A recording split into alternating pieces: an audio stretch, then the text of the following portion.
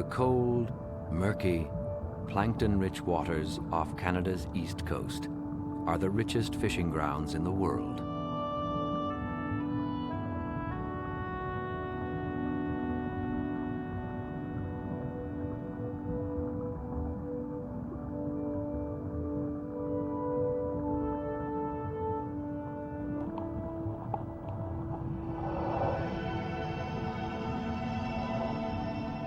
Cod, herring, capelin, tuna, and many other species have been harvested in massive numbers here since the day the North American continent was first discovered. But there is one other creature that harvests these waters and has done so since the beginning of time.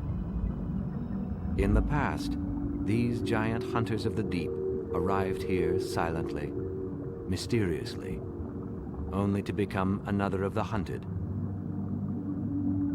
Today, there is a ban on whaling in Canada's oceans, but this place remains where whales go to die.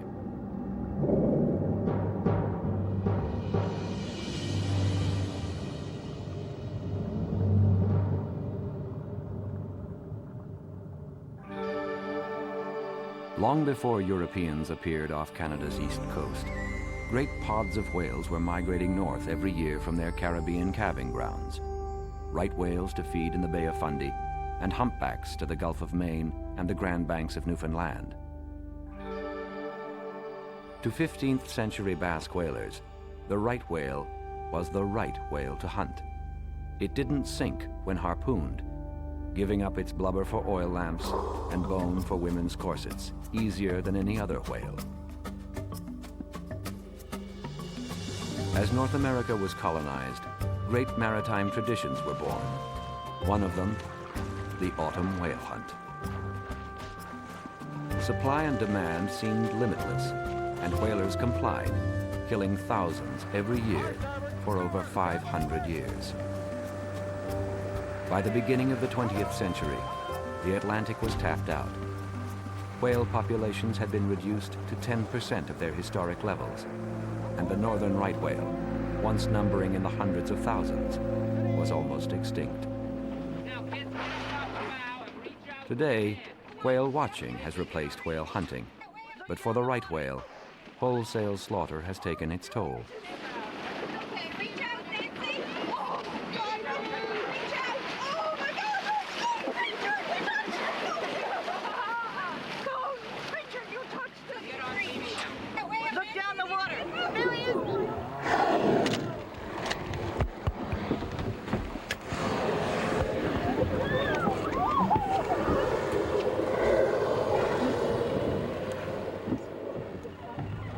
With about 300 known animals remaining, the right is the world's most endangered whale, and the numbers continue to decline.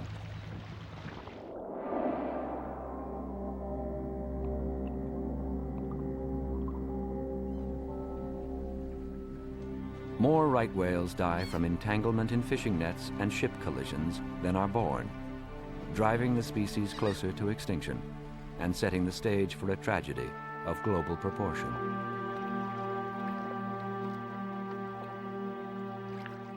But for the last 20 years, a new breed of maritimer has surfaced, dedicated to solving the dilemma of an ancient animal's survival in a modern world.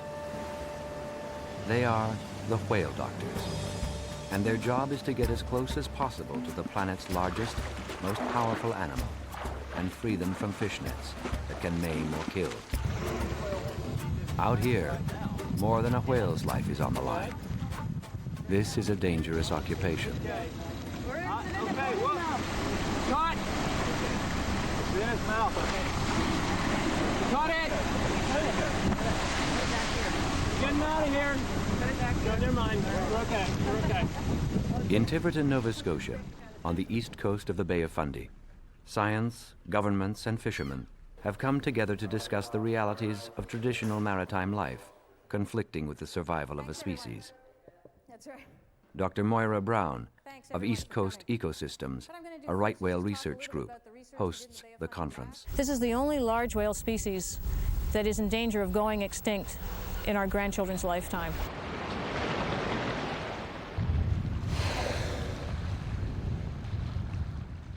There is increasing levels of awareness amongst the shipping industry and the fishing industry that these animals are not extinct. They're still alive, they're out there, and they're struggling. Fishermen have come to this conference because they are the front line. It's their nets and their livelihood whales become entangled in. Freeing a whale from a fisherman's net would be impossible without their cooperation. Dr. Charles Stormy Mayo of the Center for Coastal Studies is also on the front line, disentangling whales for over 15 years. The problem we all will have when we see entangled animals, since they are pretty precious creatures if they're right whales, is trying to figure out if it's towing gear, whether it's really superficial or whether it is not. I think I'd rather be talking about untangling whales than doing it. Dr. John Lean of Newfoundland is the first person to ever disentangle a whale. And since then, he's saved more whales than anyone else in the world. I was working at the university, and fishermen begin to call the university and say, I've got a trapped whale. And they'd say, well, why call us? And they said, well, I've called fisheries, I've called wildlife, I've called the Coast Guard, and nobody will help me. And at that time in Newfoundland, fishermen said it's the worst problem we really have with the fixed gear cod traps and gillnet fishery. The meeting adjourns to a more appropriate setting, crossing the Bay of Fundy to Grand Manan Island in New Brunswick for on-the-water training. Hey, whales at 2 or 3 o'clock. Suddenly, the training turns real. Entangled in fishing gear from a lobster trap, a 2-year-old female right whale surfaces in front of them. You're not going to believe what we got here.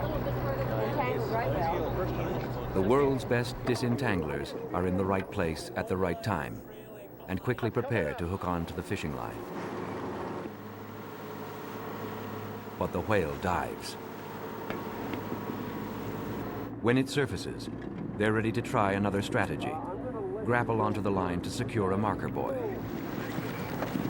Yes, yes, yes. Both of you get it. Okay, to starboard now, to starboard. Starboard. Starboard. Okay, I got it here. Neutral.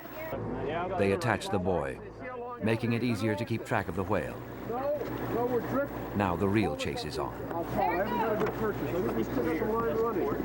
Still got the line running. There we go. Yeah, we do. We're in a lot better shape than we usually are. I think what we're going to try to do is to cut the right side to start out with. Using a Zodiac inflatable, the best platform from which to disentangle a whale, Stormy Mayo plans to get as close as possible and cut away the fishing gear with a knife attached to a long pole. When the whale surfaces again, the team will move in. Yes, yes, yes, yes! Come on, come on. He's on him, he's on him, he's got him. Mayo succeeds in cutting the line and hauls in the gear. This disentanglement was a complete success. For the best disentanglers in the world, it's been a good day. But as John Lean knows, this was an easy one. Boy, that was impressive.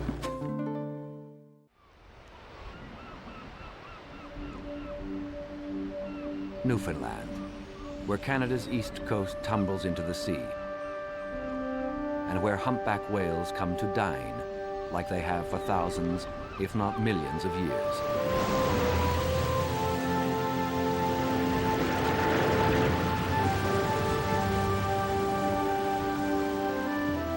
Humpbacks feed in packs, herding fish into compact schools, forcing them to the surface and then devouring them in one gulp.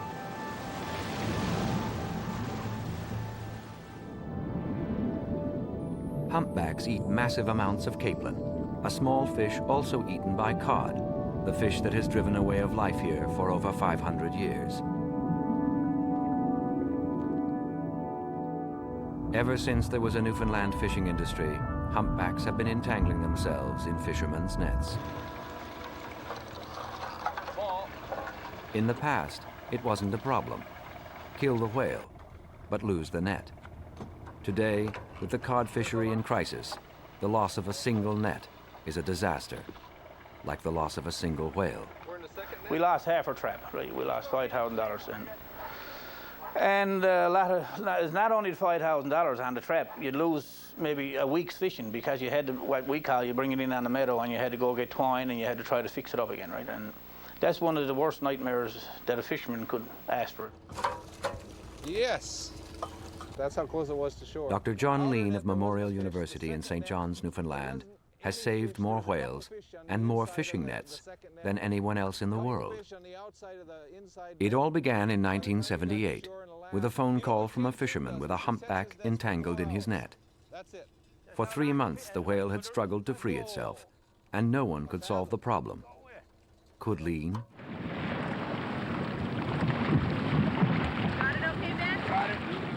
John Lean was no whale expert.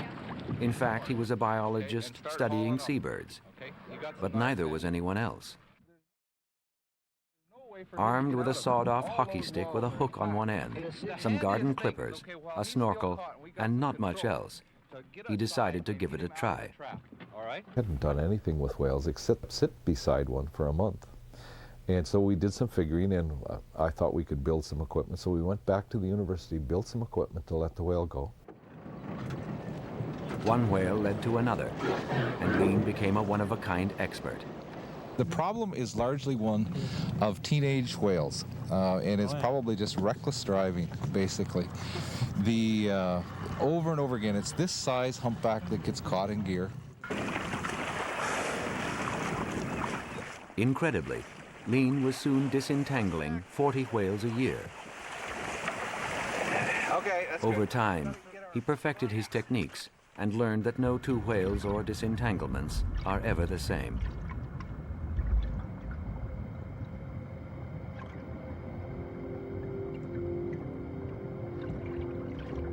This humpback is trapped in a gill net, anchored to the seabed, and unable to move.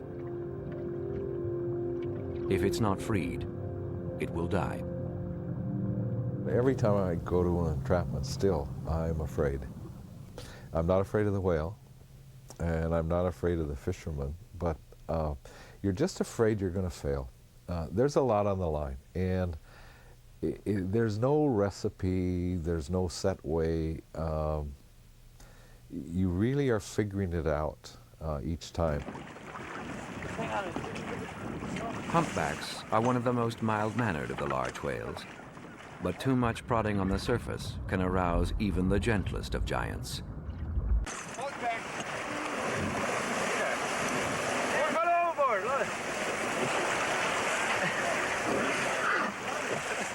The whale swims away free as Dr. John Lean dries himself off.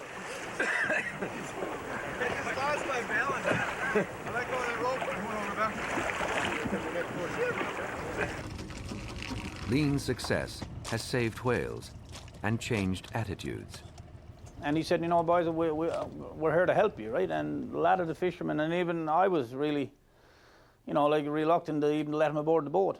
It really did take a while to convince them that we were saving their fishing gear as well as the whale, and that was important to them. You get a humpback whale in a $10,000 trap, you can lose it within an hour. And John really done us a favor. Here we have a legacy of feeling not so good about environmental groups who protest our seal hunt. And they were suspicious that, yeah, here's another save the seal, save the whale type operation.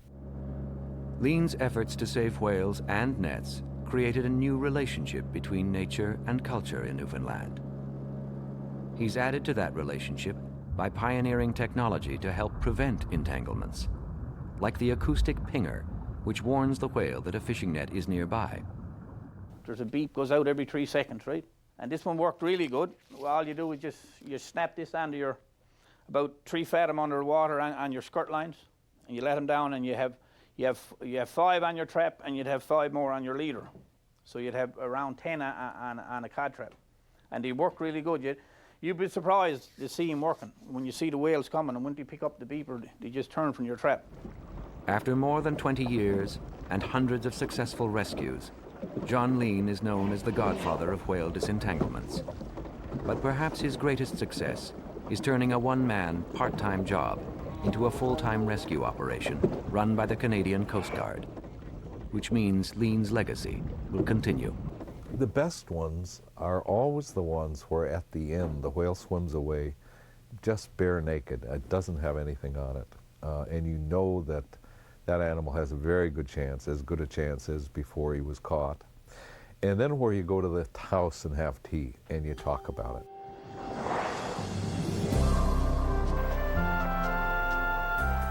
Before John Lean answered a phone call in 1978 from a frustrated fisherman, almost 50% of entangled humpbacks were dying in the net. Since then, 90% are swimming free.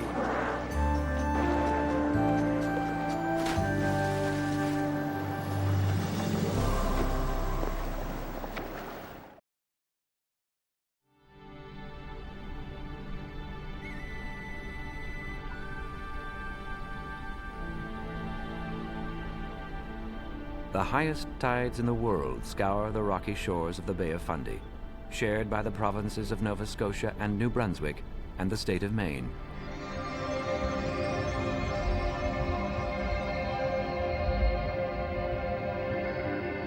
It is a rich underwater ecosystem, supporting a vast diversity of marine life,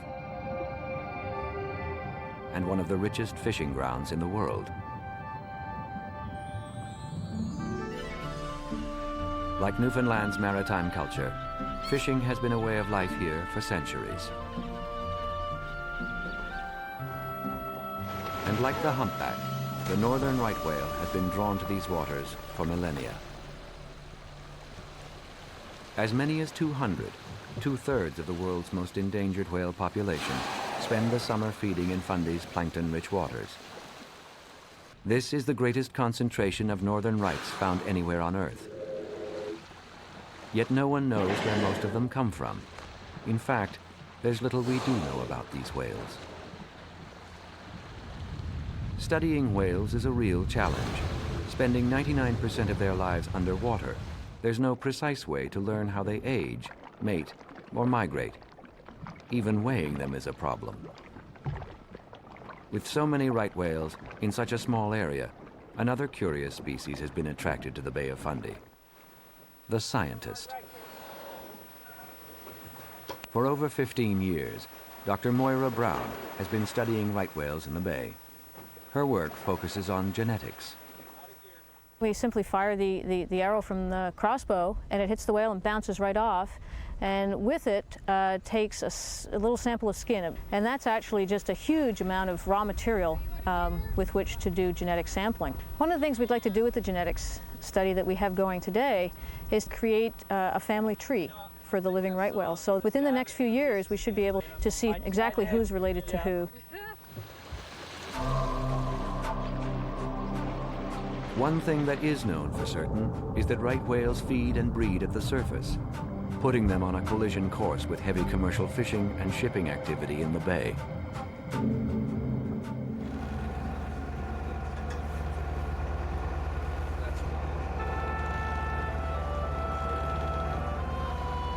This is Staccato, a breeding-age female struck and killed by a ship in the spring of 1999. Over 25 years old, and the mother of at least 6 calves, Staccato was well known to scientists in the bay.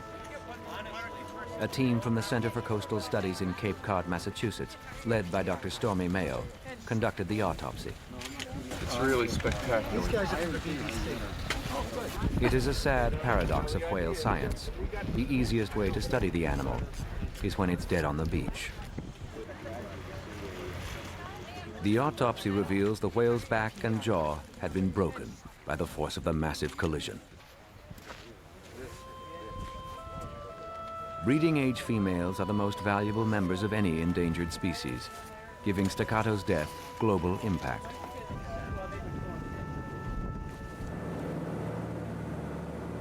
It's late summer, and Deborah Tobin of East Coast Ecosystems in Nova Scotia surveys the bay for right whales, monitoring their movements and searching for entangled animals.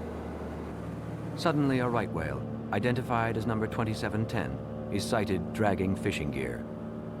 Tobin relays its coordinates to a disentanglement team standing by on the water.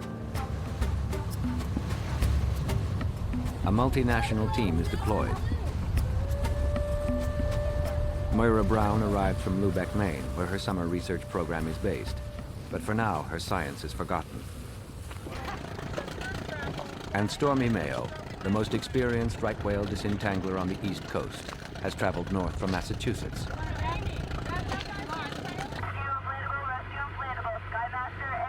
With help from above, the team quickly locates 2710.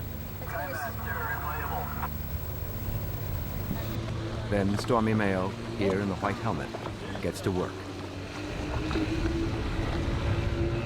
2710 is a 2-year-old female, entangled in a single fishing line, running through her mouth, across the blowholes, and around the right flipper. The first order of business is to slow the whale down by kegging it. In the old days, the way the whalers used to do was to attach wooden kegs to a whale to slow it down after they'd harpooned it. And we're sort of using the same technique. The difference is we want the whale alive at the end of the day, whereas the whalers had a different objective. So instead of kegs, we're using these orange inflatable buoys. So that sort of maximizes our time to work with the whale.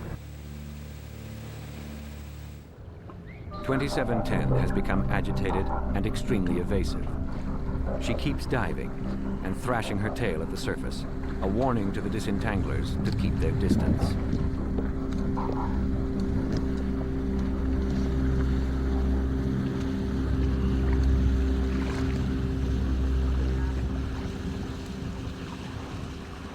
The entangled lines are old and rotting.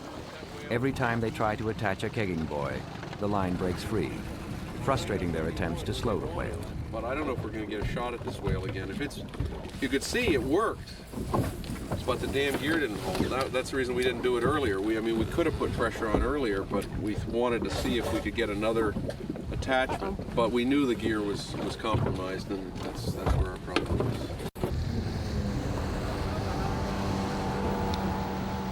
But the rotting gear becomes a benefit. Clear.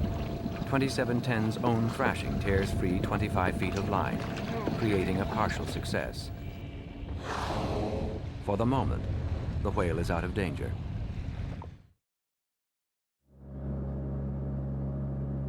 Meanwhile, the Skymaster spots another entangled right whale, number 1158, an adult female, dragging a metal pole and buoy. Who popped up behind us while we were blowing up the inflatable? 58. With 2710 out of danger, they pivot to investigate 1158. They get the buoy out behind them. Stormy tossed the grapple. And let's see what they got. This entanglement is not considered to be life-threatening. Suddenly, Skymaster spots another entangled whale, number 2030, another female. A quick assessment reveals that an entangled line has cut into her back, causing serious injury.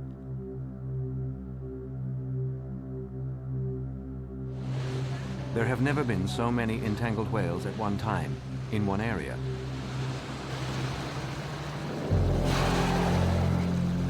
Multiple lines of fishing net have dug deeply into 2030, causing a massive gash on her back. It appears she's been towing this gear around for months, and the injury is life-threatening. A life and death struggle in the bay has begun. With light failing, a satellite buoy is attached to 2030 to track her overnight.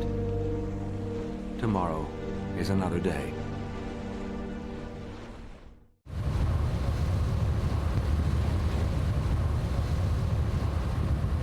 Song of the Whale, a vessel supplied by the International Federation of Animal Welfare, has been tracking 2030 overnight. Stormy Mayo and his team in the Zodiac keg the whale quickly.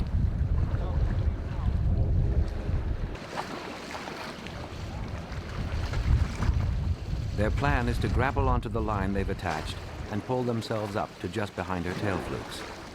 The added drag should tire her out and give them time to assess her condition. The whale tows their boat across the ocean. In whaling language, this is known as a Nantucket sleigh ride.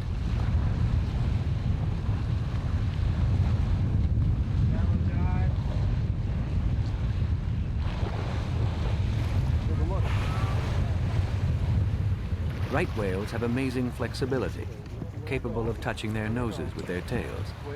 Anytime the disentanglement team gets in front of those 2-ton flukes, their lives are in danger. But the risk is worth it, if 2030 can be saved. I think all of us were just shocked at how bad her condition was and how sad she looked, and I couldn't stop thinking about that.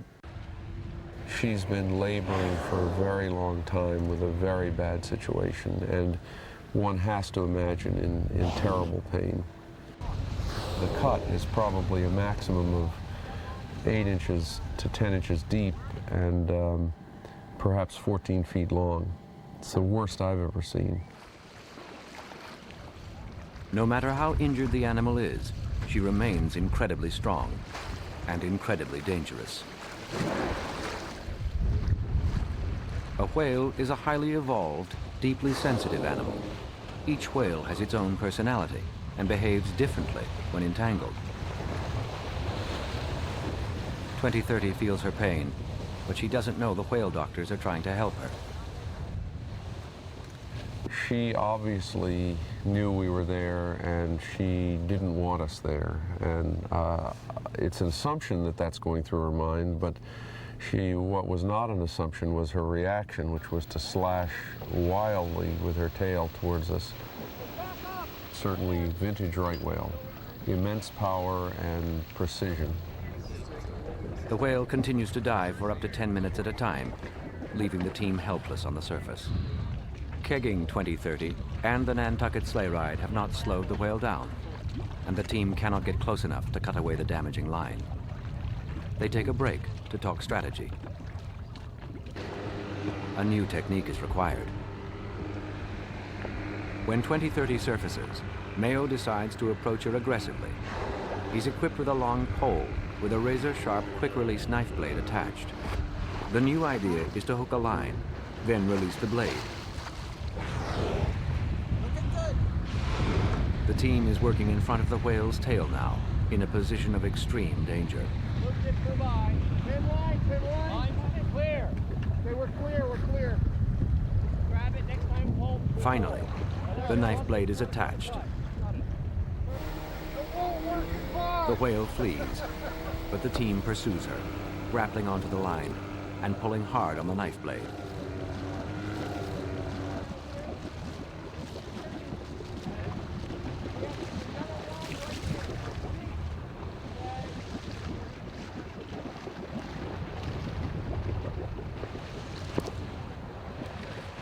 Mayo pulls and pulls.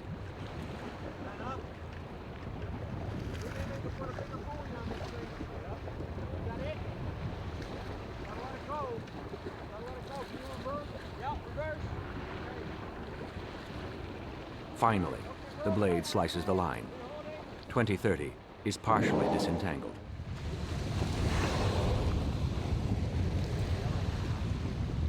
But the line cutting deepest into the whale's body remains. It's taken all day to achieve a partial success. Now, with daylight fading, a new problem appears. Fog is moving into the bay. The kegging gear is taken off the whale and a satellite buoy attached. The team decides to stay on the bay overnight, tracking 2030, ready to try again at first light.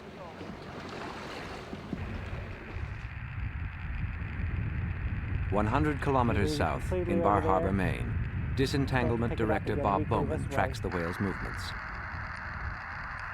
2030 appears to be leaving the bay for open ocean, heading south at 8 knots, fleeing those who would save her.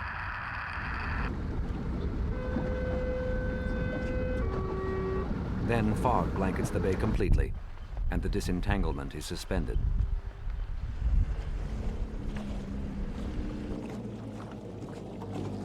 In Bar Harbor, the sun is still shining, and for Bowman, it's back to the drawing board. New tools need to be designed to cut the lines on 2030's back. We've developed a variety of tools just out of necessity. You can't very often find off-the-shelf equipment that works very well for doing whale disentanglement. This particular one was just made especially for right whale 2030. And the way it would work is that it would hook into, you would use it to hook into a line. For instance, we'll just hook into this line on the boat here and hope we don't cut it. And then the pole will pull off. And you now have a knife attached. The other end of this rope could be attached to a large buoy or to a boat. It's going to cut very quickly. It will also lock in place. It won't even slide. Meanwhile, up the coast in Lubeck, fog continues to be a problem. And there's a new one. A fisherman has reported sighting a dead whale. Immediately, a boat is sent out to investigate, but no one dares ask the question. Is it 2030? No. Half-tide rock could be mixed in. You hadn't seen a dead whale floating around in here, have you? No, haven't heard anyone mention about it. Thanks a lot. Thanks.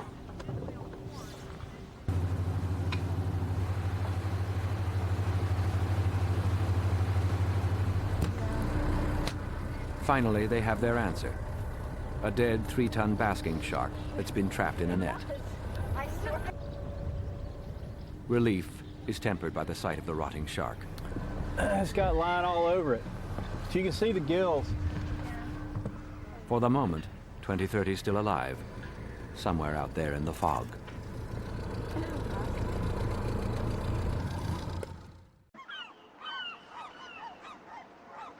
Five days later, the fog has broken, and so has some good news.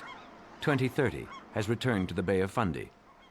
In Lubeck, Maine, home base for scientists studying whales in the bay, Moira Brown calls Stormy Mayo with the news.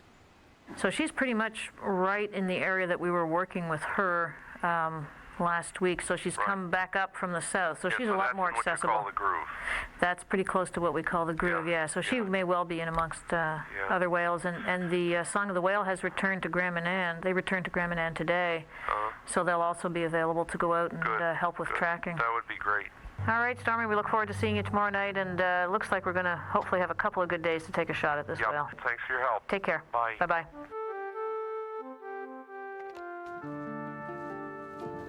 The next morning, Stormy Mayo, Ed Lyman, and a new team member, Dave Matilla, return from Cape Cod. You know, I'm getting less and less excited about going up with a pole anywhere where you end up falling back near the tail, because the tail is. I don't like the tail. Found out, yeah. I don't like the tail.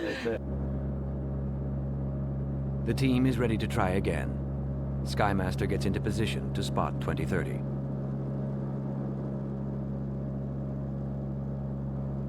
To slow down the whale so they can work on it safely, the team has invented a harness to be thrown like a lasso over the tail and then tethered to a boat. It's risky business.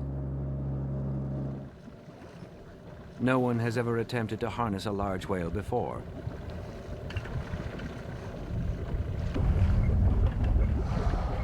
The first chance will be their best chance.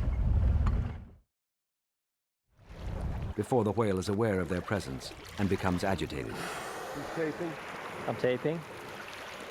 They approach slowly, hoping not to startle her. I'm trying to tape the spooks, yeah. We are all concerned that her entanglement is so severe that she might not survive. And that's why we have been trying to throw all of our efforts at her entanglement, but the gear is embedded in her back and around her flippers, and it couldn't be more difficult to try and disentangle this whale. She also still has enough energy to use her tail to defend herself, because she doesn't know we're trying to help her. They wait for their opportunity. Everything is in position. 2030 surfaces in front of them. The tail fluke comes up, and they drop the harness. But there's a hitch. One of the 3 lines doesn't release, creating a dangerous situation. Pull, pull, pull! Fucker! The whale dives, and if Mayo doesn't disengage their connecting line to the whale, 2030 could pull them under.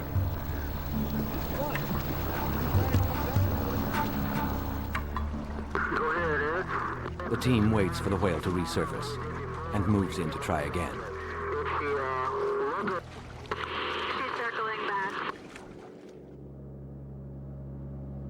2030 is an ornery, belligerent leviathan, refusing to cooperate.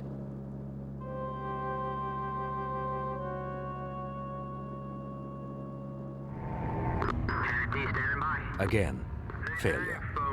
Would you object if I had some shut All day, they try, and all day, they fail. The day ends slowly, with no success. Overnight, a new problem has emerged.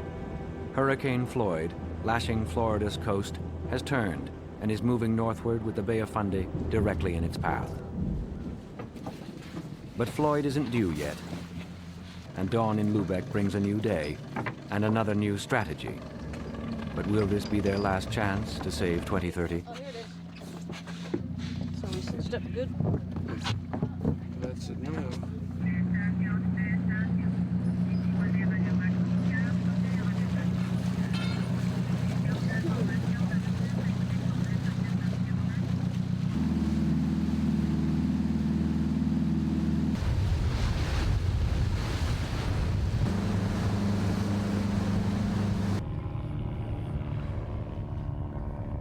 Once again, they locate 2030 quickly, circling in the bay.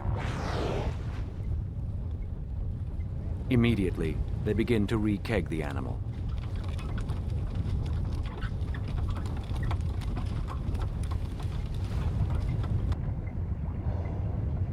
Taking a Nantucket sleigh ride, they move in to check her condition.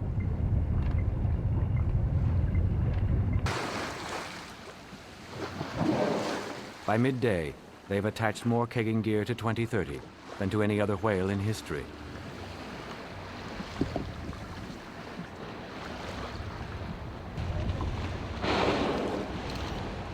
Will they finally succeed in slowing her down? They move in to begin cutting at the lines causing the massive gash on the whale's back, using one of Bob Bowman's new knives.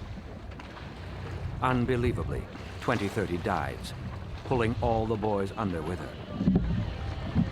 She may be badly injured, but she remains incredibly strong. Diving.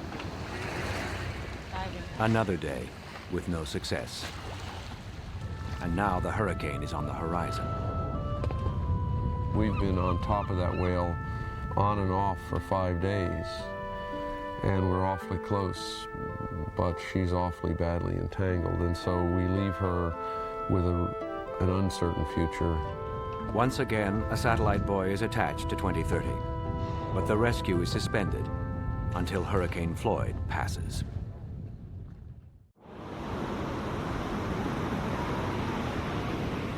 Hurricane Floyd, now downgraded to a tropical storm, still packs a punch, forcing boat traffic off the Bay of Fundy and halting any efforts to disentangle right whale 2030.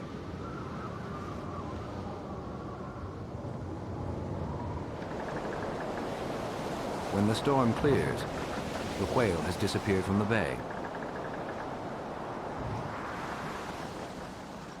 Hurricane season signals the change to autumn in the Maritimes, and 2030 and 2710, both towing satellite tracking buoys, have begun their journey south to winter calving grounds off the north coast of Florida.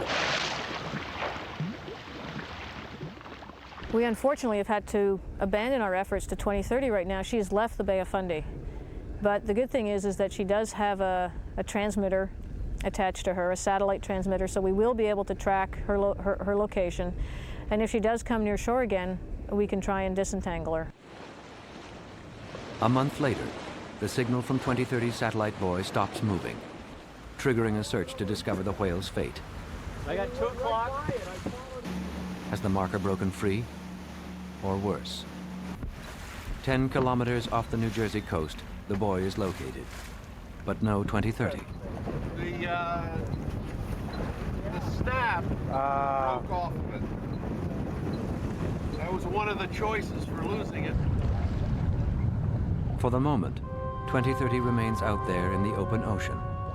But the question remains, is she still alive? The answer comes a short time later, when 2030 is sighted, Have you made an arrangement with... dead in the water off the same New Jersey coast. Dense webs of fish netting are found wrapped around her flippers, and a nylon line stretches across her back, almost sawing her in half. The entanglement is worse, much worse, than anyone expected. One of the planet's greatest ancient creatures, ravaged by a fish line. The summer began with a population of 60 breeding-age females. Now, only 57 remain. For the most endangered whale species on the planet, a catastrophic loss. Like landmines in a forgotten war zone, an unknown number of so-called ghost nets float, abandoned in the North Atlantic. Lost in storms, marker buoys cut by boat traffic, the nylon mesh continues to snare fish as it drifts silently across the ocean. Today, over 60% of right whales bear the white scars of net entanglements. There seems to be no escape. If the northern right whale becomes extinct, it will be the direct result of our inability to stop it from happening. I think it would be, if you've spent any time at all out watching these animals in their natural environment, it's a wildlife spectacle, and as a country, I think Canada should value right whales and the fact that they spend a good 6 months of their lives in our waters as a national heritage. It's tempting to cut now, it looks like. But there are successes. In September, a month before 2030 dies, 1158 is disentangled from its net. Got one, I heard him say. Whoa, whoa. The whale just got really freed. And on the same day, off the coast of Maine, Bob Bowman hauls in 2710 Satellite Boy with 95 feet of fishing line attached to it. Luckily, the whale has freed herself from most of her entanglement. 450, and there's no sign of any gear on this whale.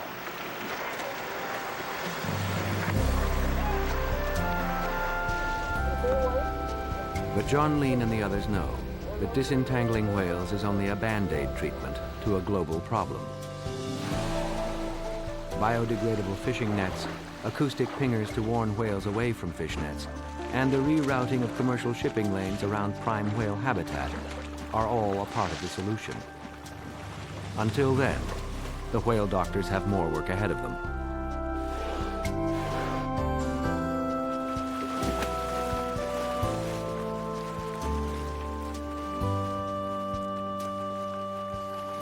Whales generally have come to sort of symbolize everything that's right or wrong with the ocean.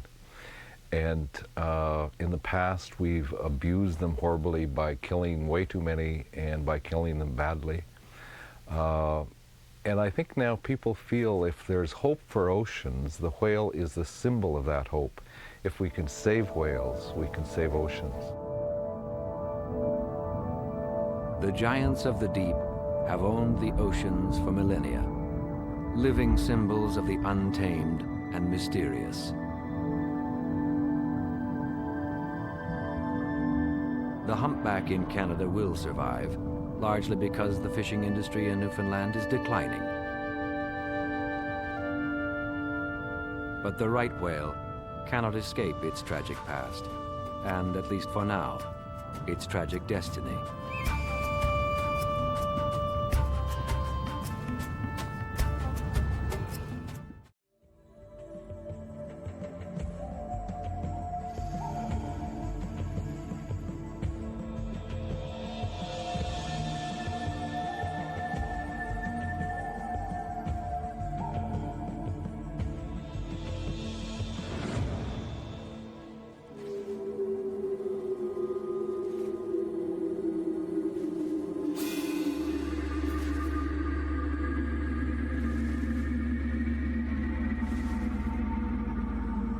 How old is old?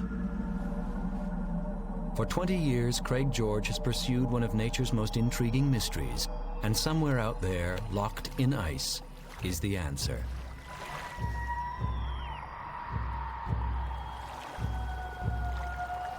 The hunt began in 1981 when Inupiat whalers gave the biologist an ancient stone harpoon tip, pulled from the blubber of a freshly hunted whale. The relic predated European first contact, a fact too impossible to believe and too compelling to ignore.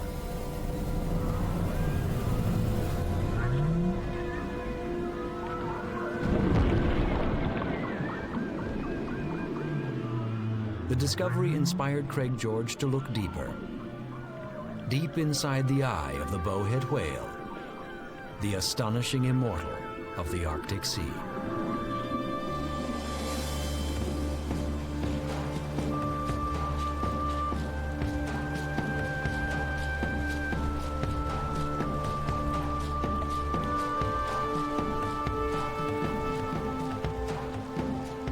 The Arctic is a barren world of stark beauty and unquestionable power. Even in summer, the frigid seas off the Alaska North Slope are never welcoming and always unpredictable.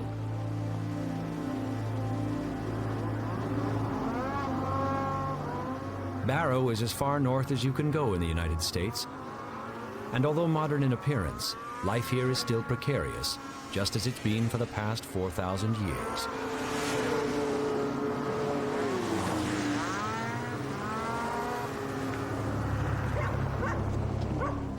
To survive in one of the world's harshest environments, Inupiat reality was founded on a single, simple rule. To live, you hunt.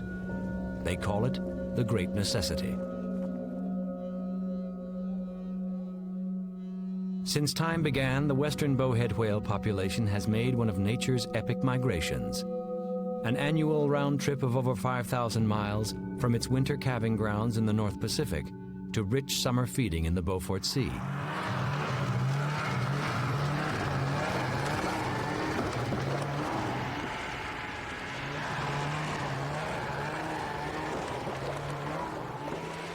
It is no coincidence that the Inupiat of the remote North Slope are a whaling culture. Their survival depends on the gift of the whale. Like clockwork, whaling crews set up their camps on the slowly shrinking ice in anticipation of the bowhead's annual return. They hunt in family groups, and these men of the ABC crew are all brothers.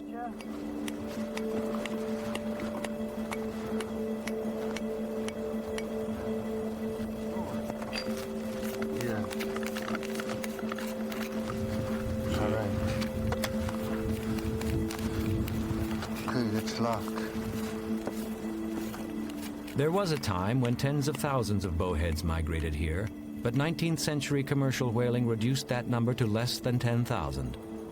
Now the Inupiat work closely with the North Slope Bureau of Wildlife Management. It's a unique relationship that's given wildlife biologist Craig George the chance of a lifetime. Aging bowheads has eluded the scientific community for a long time. They don't have teeth, so you can't section a tooth and get an age like you could on a sperm whale or a beluga.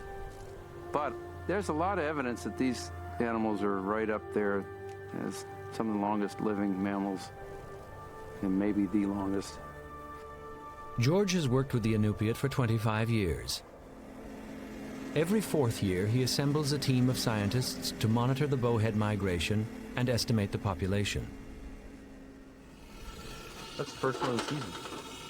Is it? No, somebody set it off before.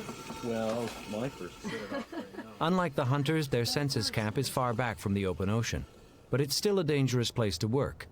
The ice is volatile and could break up at any time, sending the camp on a one-way trip to Siberia. Just a few days ago, I called out and said that some of the camps to the south had broken off, and they said, well, everything's fine here. And then they looked back and they said, well, wait a minute, the pressure ridges are moving behind us. They sent someone back on the trail, and there was already quarter-mile lead. It happened real quick.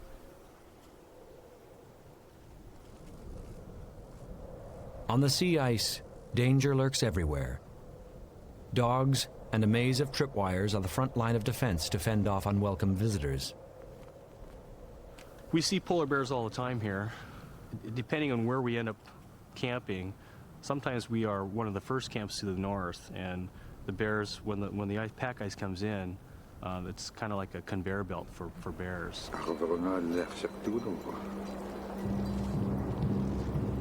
Out at the flow edge, the Inupiat are also used to seeing their fair share of bears. They too have sensed that the hunt is about to begin and hope to share in the harvest. In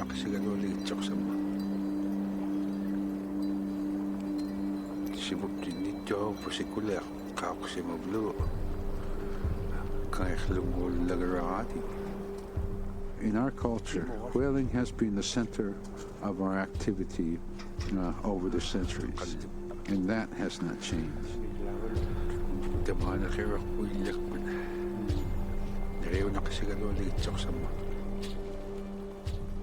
We need food from the Arctic to survive in the Arctic. The animals we hunt have the type of nutritional requirements for Inuit to live in the Arctic. Beef, sheep, and pigs don't cut it. They don't have blubber, they have fat. And that stuff just bloats you. Whereas this stuff is real nutritional and keeps our bodies healthy.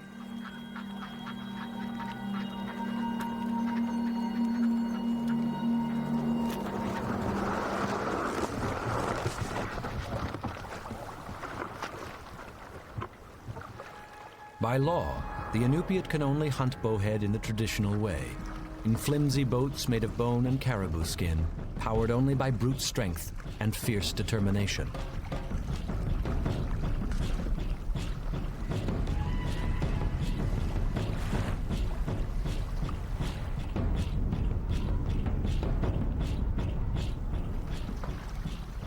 Craig George is also an experienced hunter, but for now he can only watch and wait.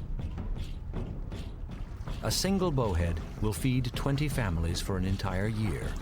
All George seeks is a single eyeball.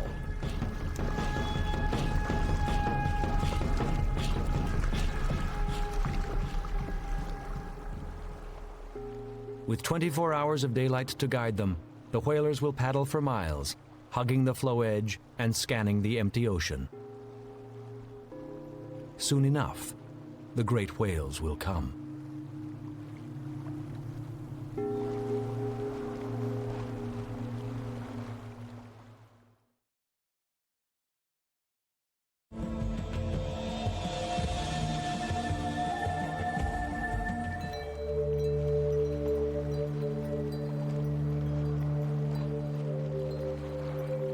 2,000 miles east of Barrow, the Inuit community of Igloolik Nunavut basks in the light of a perfect Arctic summer.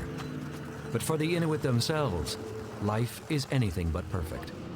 Unlike their Inupiat cousins, they haven't hunted the bowhead whale in almost a century.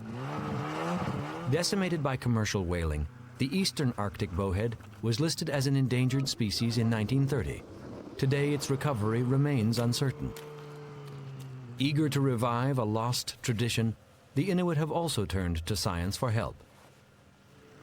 Larry Dueck of Canada's Department of Fisheries and Oceans studies the eastern bowhead to estimate the size of the existing stock. There's definite interest by people in the communities to resume hunting of bowhead whales. Each community has an attachment to maintaining cultural ties to the animals that they see in their environment.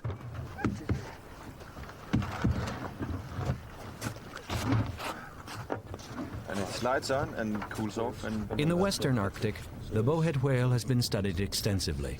But here in the east, almost nothing is known, even the annual migration route. It's a loose thing that you put on and then you screw it on, because it sits and will be squeezed in between the male and this piece. To find out, satellite tags inserted by harpoon will be used to monitor migration patterns over a 3-month period. I don't know what you call it. Like this, so I know that it will... Danish engineer Mikkel Willem Jensen, the tag's designer, has already used them in Greenland with great success. It has a little flange as well. In Igloolik, it's the scientists who will do the hunting. Well, when I was a child, I'd say about the age of 6, my grandfather used to tell me a lot of bedtime stories. and his close friend happened to be a person who used to enjoy bowhead hunting. He himself caught about 5 bowheads in his lifetime, and he used to go out with him when they're hunting bowheads. As a child, and knowing that it's illegal and we will no longer be able to hunt bowheads, I know that for a fact that I would never ever be in that same position as they were. I would never ever experience it.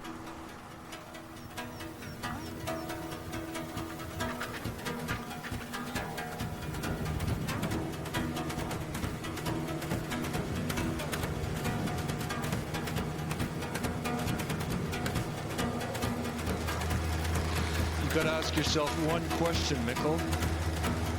Do you feel lucky today? I feel lucky.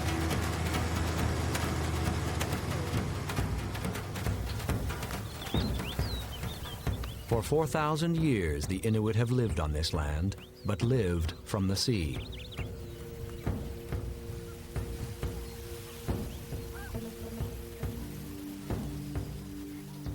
In winter, when the world was frozen in time, they would dance around the ceremonial stones and celebrate the gift of the whale.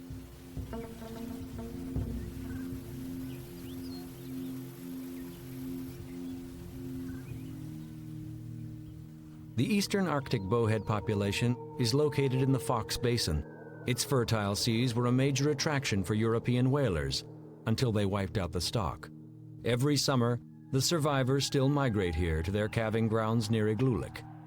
The current best guess is that there's only 350 remaining.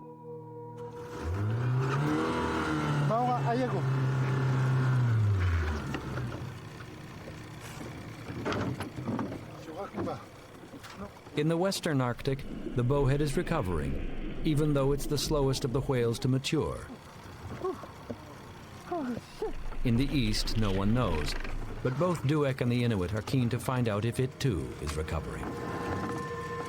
A really interesting question that we're hoping to answer is whether any of the animals in northern Fox Basin move through Fury and Hecla Strait and end up on the other side in the Gulf of Boothia and Pelly Bay, where people from the community of Pelly Bay see bowheads.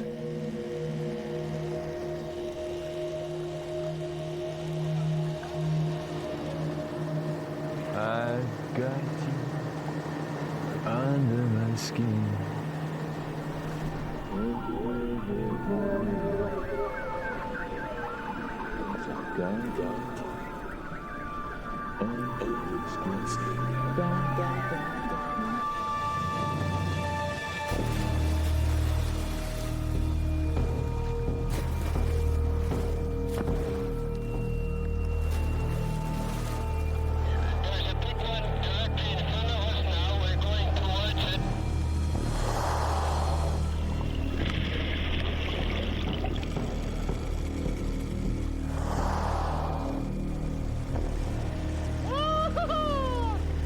Can you still see him? Yeah, he's right there. He's coming up, he's turning. Jesus! Whoa. Watch out!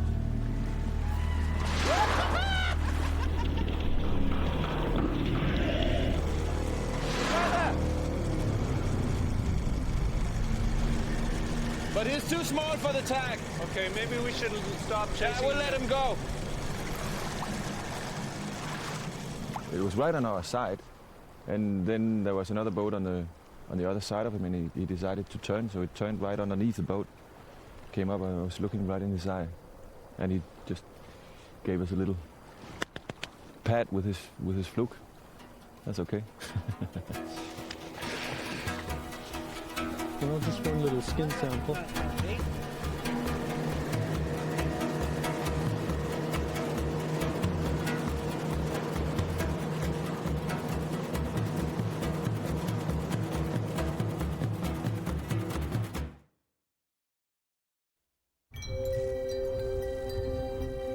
On a precarious perch overlooking the still frozen Beaufort Sea, Craig George waits for the whales to arrive. They were saying that it was really busy. They had a lot of whales. They had like 15 whales in there. When you're done with that ice shot, Yeah. you want to just keep an eye on this pond of water down here as well. If the ice holds, for the next 3 months, 24 hours a day, they'll count whales. 40? 90, 17. Well, sometimes you see the blows, you can see the vapor in the air, and then you can zero in on that. It depends on the light conditions too. You know, if the sun's behind it, they're really easy to see. And a lot of times you hear them, so you can zero in on the sound. And sometimes that's hard if the wind is bad, or you know, you've got your parka hood on, you don't always hear them, but you zero in on the sound and then try and find them in the ice. There it is right there, right there! 91, 21, That's a big whale. 314, 41. 314, 41.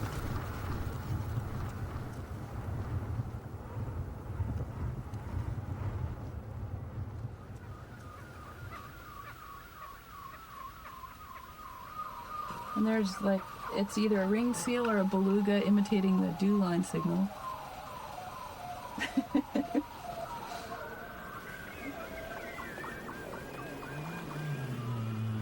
Although the visual census is the most accurate, the scientists also look for them underwater. An array of hydrophones spaced a half a mile apart are set under the pack ice to eavesdrop on the whale's conversation. What we're able to do is continue to look, if you will, at what's happening out there, and especially with the computer display, we're able to actually see the sound, and we're able to continue to count when there's complete ice cover. The Inupiat have tracked the bowhead acoustically for centuries, using technology that doesn't need batteries.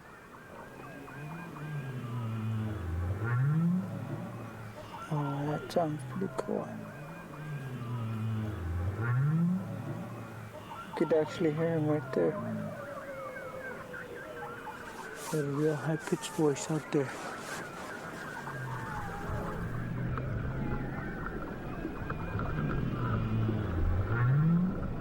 Whale acoustics are usually associated with humpbacks, but it's the bowhead who is the true maestro of the sea.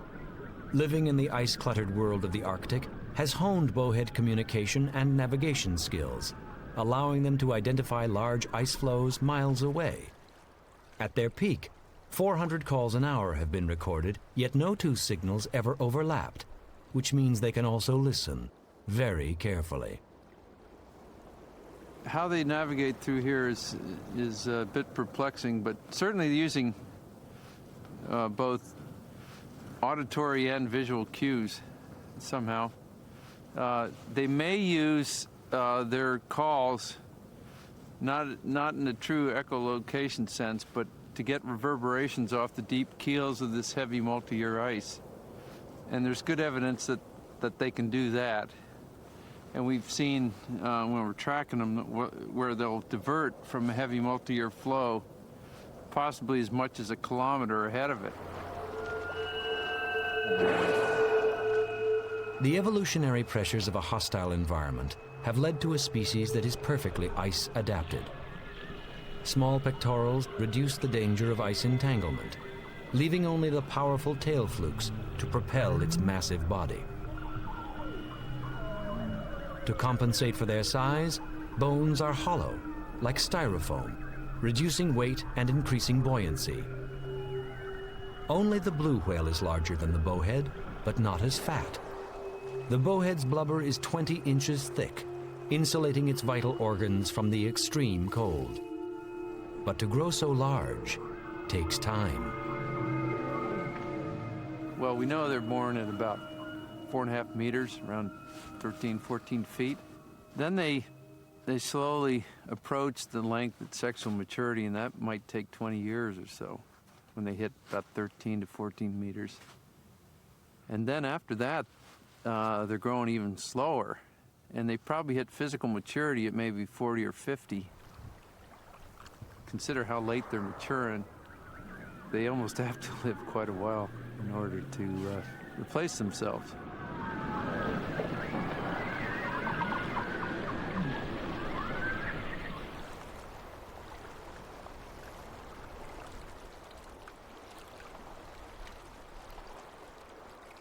For 12 hours, the Inupiat whalers have waited silently at the floe edge.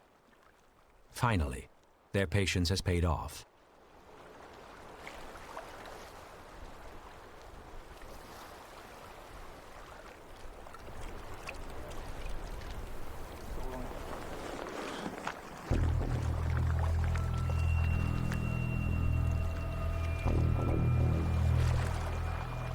They approach cautiously.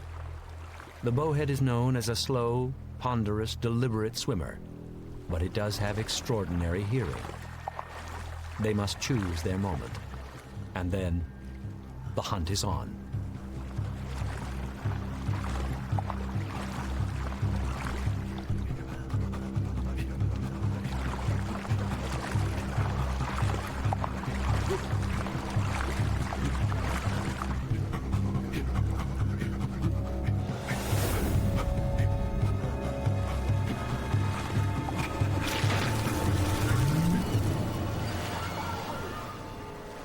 As the legend tells it, when a whale is struck, its enormous power is transferred to the hunter.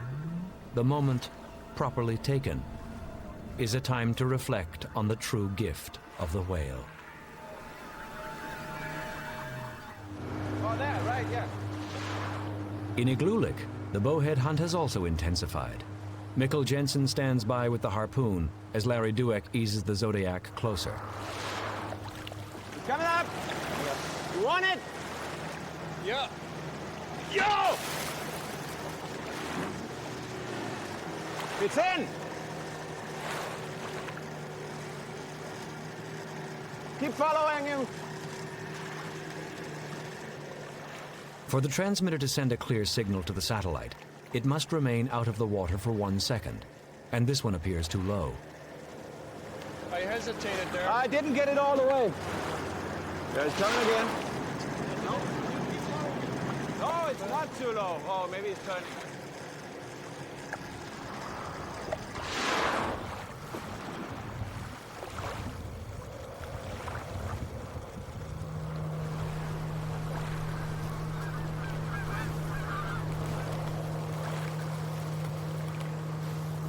Yeah, I got a beep again. With the tag working, over the next 80 days, they'll learn more about the bowhead's habits than they have in years.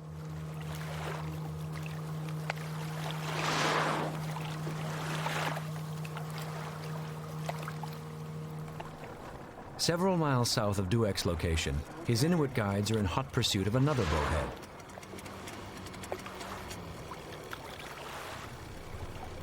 Armed with a crossbow loaded with biopsy arrows, they're attempting to collect genetic skin samples.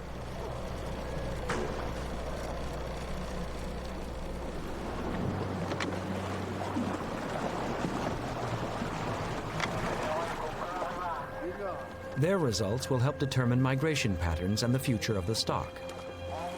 If this whale is sampled again in another location, they can map its movement. And by mapping the family lines of each whale sampled, they'll have a better profile of the strength of the population.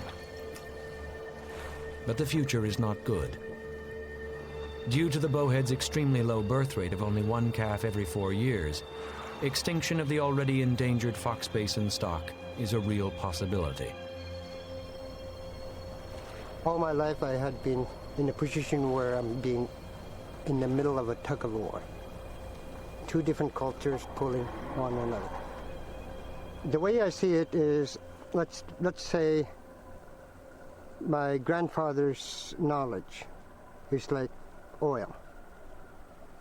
And the southern knowledge through science is water. Trying to mix these together, it's very, very hard to mix them together. And so we're trying to mix them all the time. And sometimes we are successful, sometimes we are not successful. The Inuit have observed a change in the whale's behavior, moving off the basin towards the broken ice of the floe edge to feed.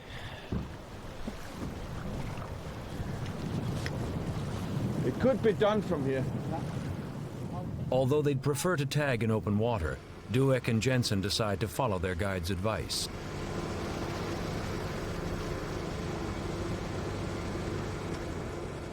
The bowhead whale is highly ice adapted. When we see them here during the spring, we see them moving along the flow edge, and we see the bowheads actually moving right into the ice-covered areas.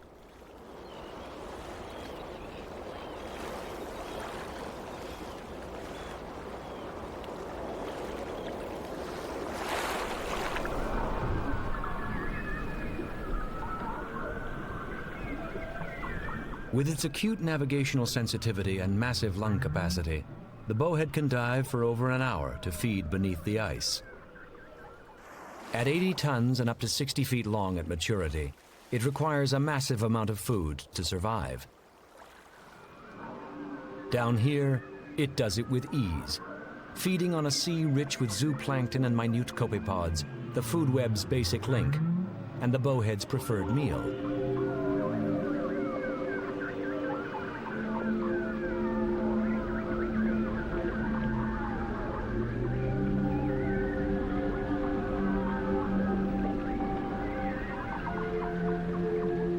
The bowhead is the only baleen whale in the Arctic. Its giant curved jaw, lined with fine fringed filters, gives the bowhead its name and takes up as much as 1/3 of its length. Its gaping mouth and 12-foot-long baleen allow it to gorge on copepods alone and undisturbed at the top of the food chain.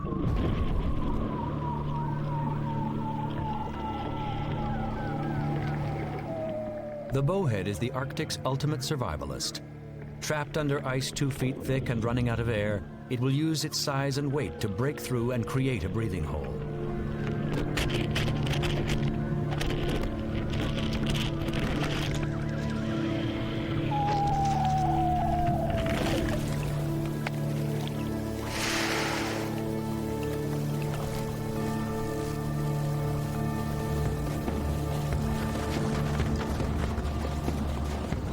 The bowhead feeding in broken ice have forced the scientists to once again change their strategy.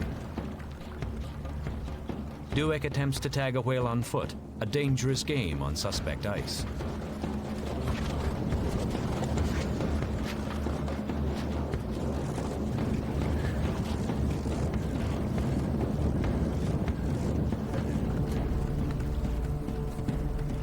Finally, he targets a whale resting at the flow edge and slowly begins to stalk his quarry.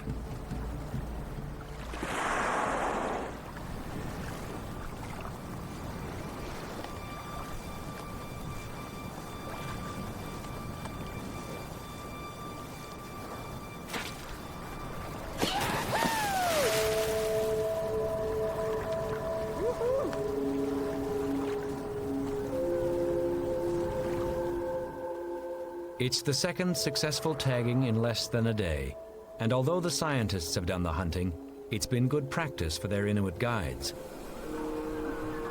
Whether they'll get a real chance to hunt the bowhead, for now, remains another mystery of the Arctic Sea.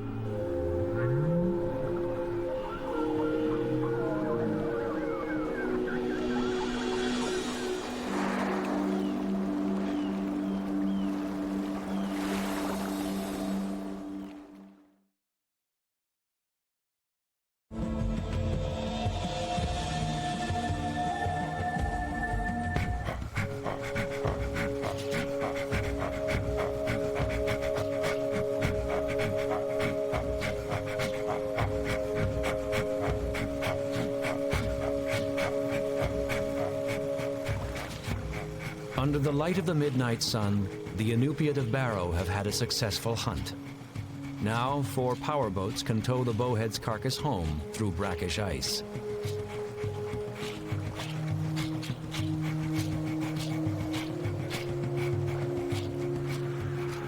News of the hunter's success has traveled fast, and rumor has it this whale is a big one.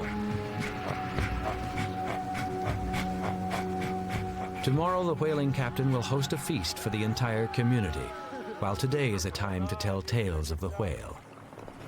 My crew members here were here all the last 2 days waiting 24 hours a day for the right time for a whale to come up.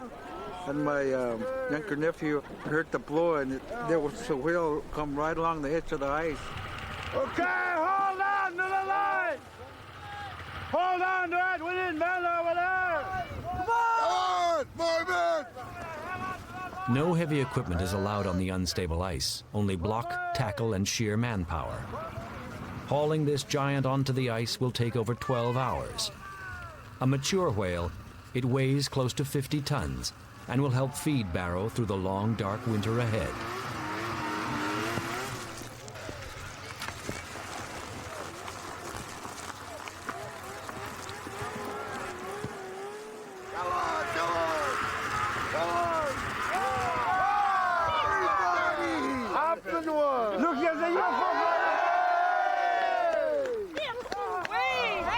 This whale belongs to the 9 members of the Hobson 1 crew who will get first choice of the butchered meat. Mark it. It's marked. A freshly hunted bowhead is a rare chance for hands-on research, and scientists working with Craig George have also rushed down to the sea ice. This way? They race the cutters to measure the carcass and gather as much information as possible before the whale is butchered. Sharp enough!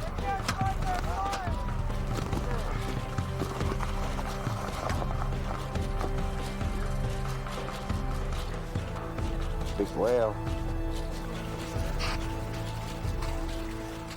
Before the hunt began, the researchers gave the whaling captains a list of organs they wanted to examine. Of major interest is the amount of contaminants found in the whale and how they affect its metabolism. Well, when it comes to the bowhead whale, it's one of the least contaminated marine mammals up here. Animals like the beluga whale and the polar bear feed higher on the food chain and tend to have more of what we call the persistent organic pollutants and mercury. So since they're higher on the food chain, they tend to accumulate more contaminants. These guys feed on small invertebrates, and so they don't accumulate as much. O'Hara has studied over 50 freshly hunted whales, and so far, he claims to never have seen one that appeared old. We know that we see evidence of ship strikes, killer whale bites, things like that, so we know that's probably killing some animals. They're getting entangled in gear. So we have evidence of that, and there's probably some animals dying of that. We have yet to get a geriatric animal that we could call old.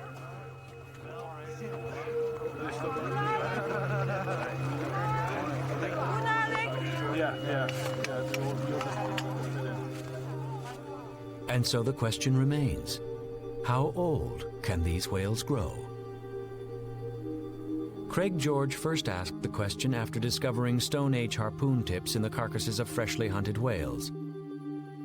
20 years of scientific research later, he may have found the answer. Well, this is a stone point that Ben Amowik Sr. found in a whale that he took in Wainwright, 93. And it was really this point that encouraged us to, or gave us the motivation to go back and re-examine bowhead age estimates and longevity from some work that was done earlier. So this is such a remarkable find, and from a living whale, it really spurred our interest. This part right there. Whoa.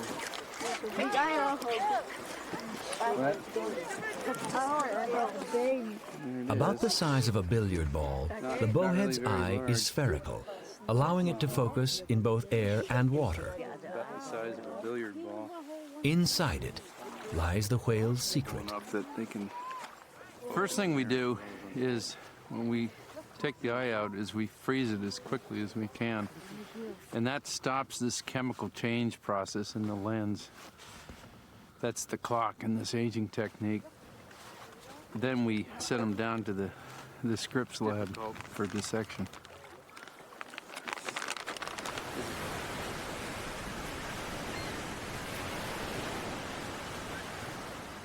San Diego, California is a long way from Barrow.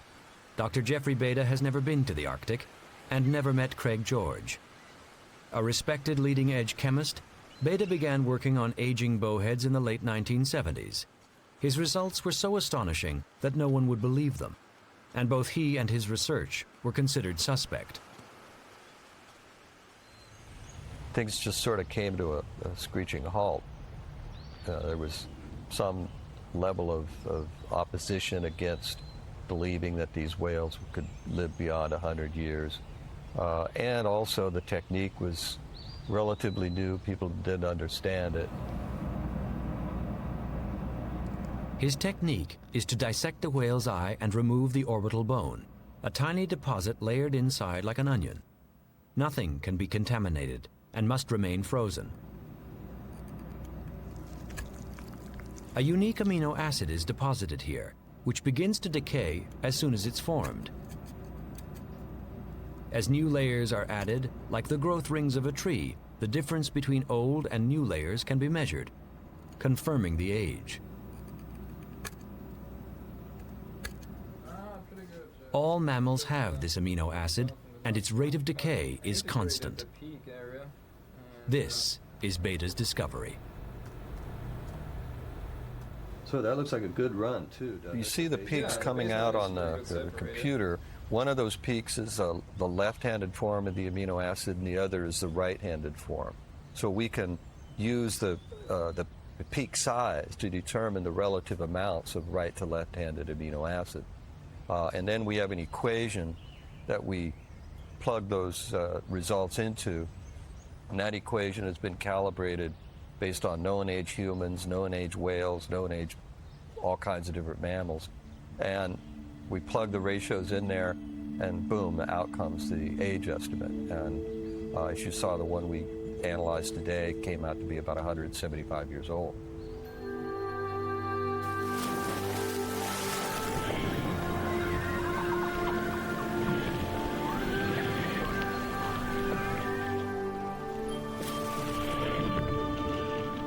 The older the whale, the bigger and wiser it gets. The oldest whale yet measured by Jeff Beta was a venerable and conservative 211 years, and even this one physically did not appear old. So far, we've only been able to measure the age of dead whales. Now there's a new question. How old can they get?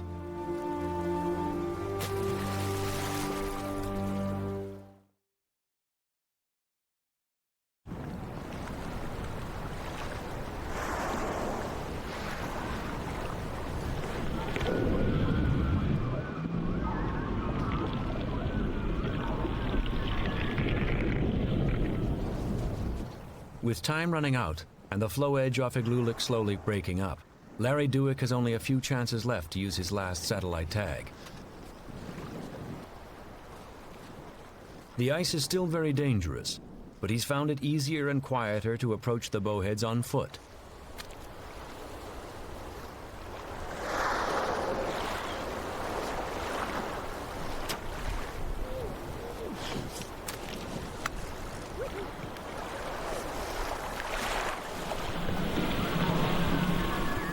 Although the bowhead has become the most studied whale species on Earth, researchers still don't know where this bowhead will go when it leaves the Fox Basin. Perhaps Dewick's satellite tags will provide an answer.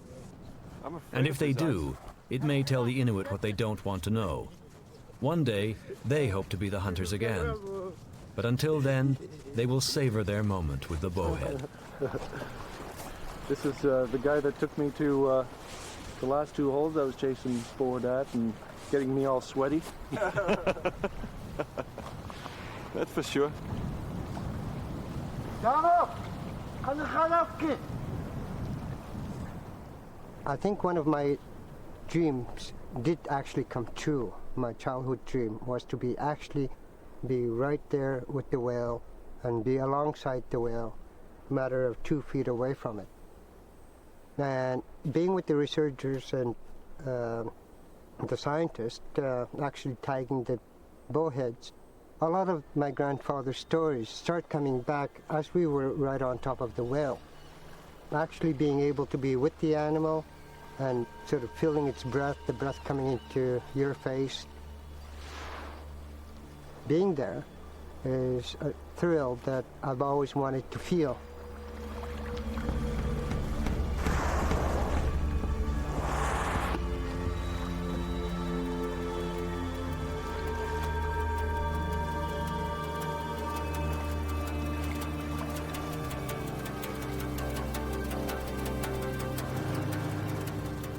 For the researchers, it's been a summer of success and failure.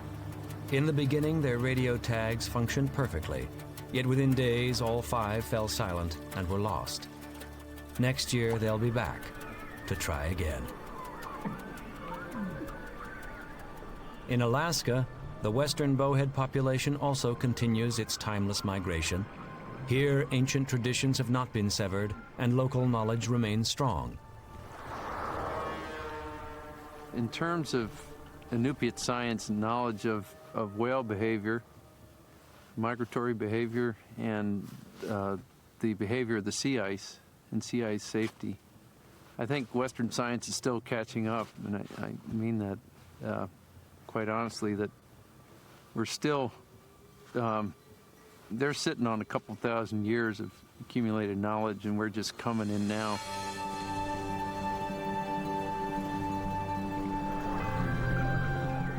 In the past, Inupiat whaling captains had insisted that the bowhead population was greater than biologists estimated.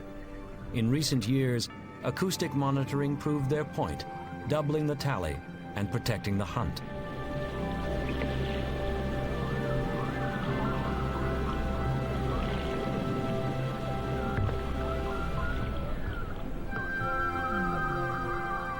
When that whale comes right under your boat and just sits there, and you strike it, it has given itself to you.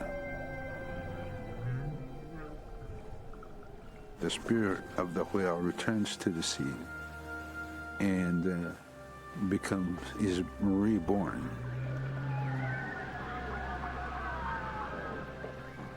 Based on our legends, whales live 2 lifetimes of man.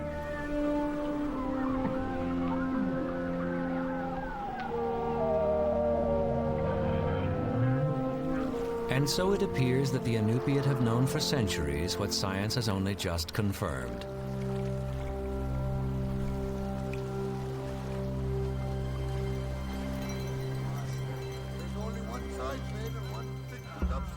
Without a gift from Inupiat whalers, Craig George would never have discovered one of the great natural mysteries of our time. George continues his research into bowhead longevity in a unique partnership with the Inupiat, sharing their knowledge and their whale. The things about sharing the muktak and all that meat, and that's how we were taught. It's better to give, and it's better to share, or gives you a chance to give something to a community, and that's how this community has thrived for many years. Huh? You gotta be a man, young man.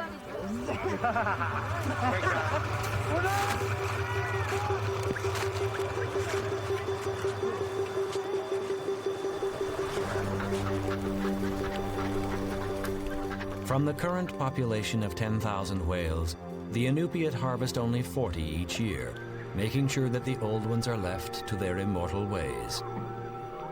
And although we now know how old they can grow, we still don't know how old they really are.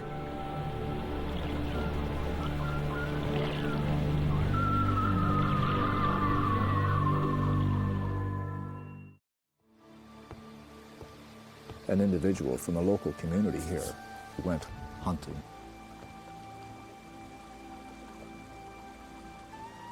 And he's looking for caribou, which he has been used to since he was a boy.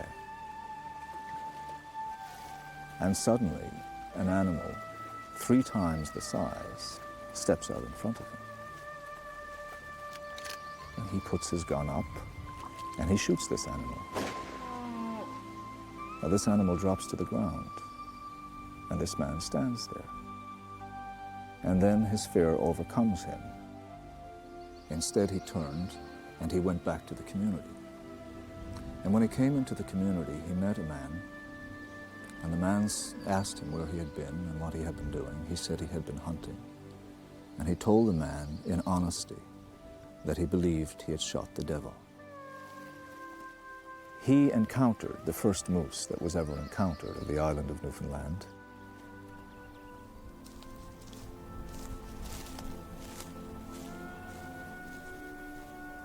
The moose is the largest land animal in North America, the largest deer on the planet, and pound for pound, nature's hungriest herbivore.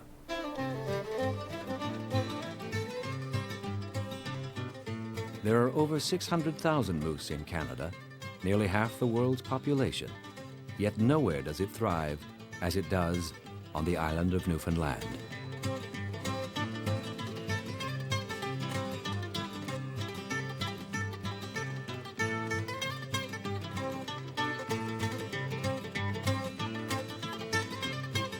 Less than 100 years ago, there wasn't a single moose on the island. Today, there are almost 150,000, creating havoc with the environment and on its highways and byways.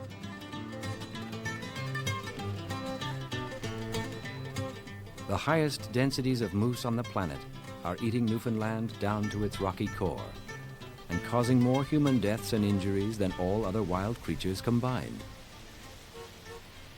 The moose is Canada's most identifiable and unique natural icon, but, at least here, it's also become the most dangerous.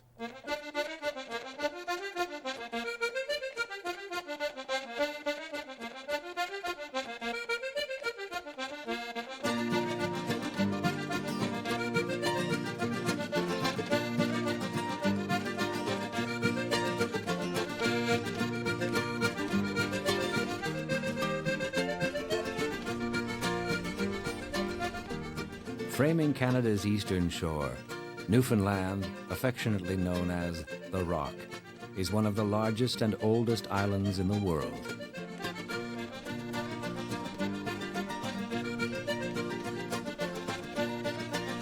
Its granite mass is a witness to thousands of years of evolution.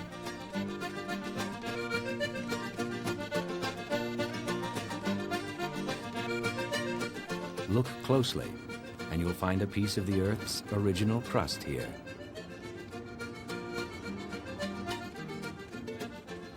Look closer still, and you'll find more moose per square kilometer than anywhere else on Earth.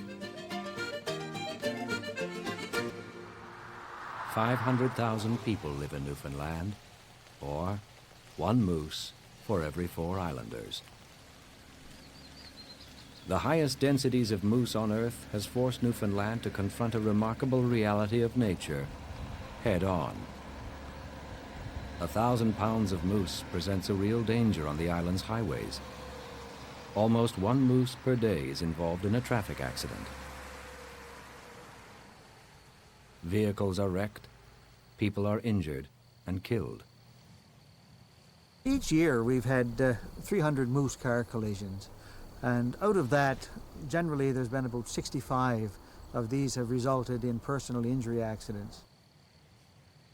In the last 5 years, we've had 5 people killed in the province.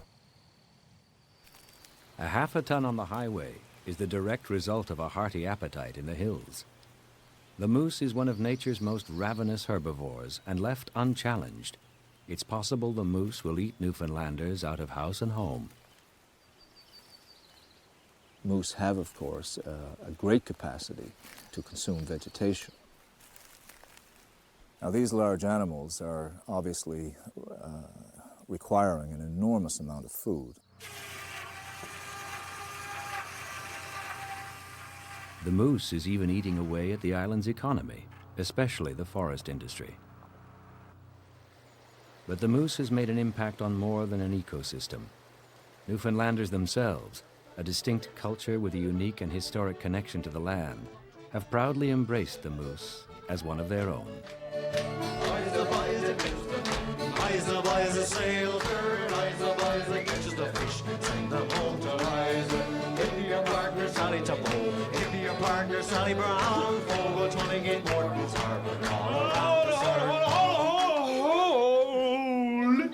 Right there. Newfoundlanders love their moose. I can't help it. I can't help it. I likes me moose. I likes me moose. 1 million moose have been hunted and eaten here in the last 100 years. But the hunt itself, a deeply rooted island tradition and important commercial enterprise, has hardly put a dent in the world's healthiest moose population. Unlike the first moose shot by a Newfoundlander in 1904, the moose is now the devil they know and the devil they love.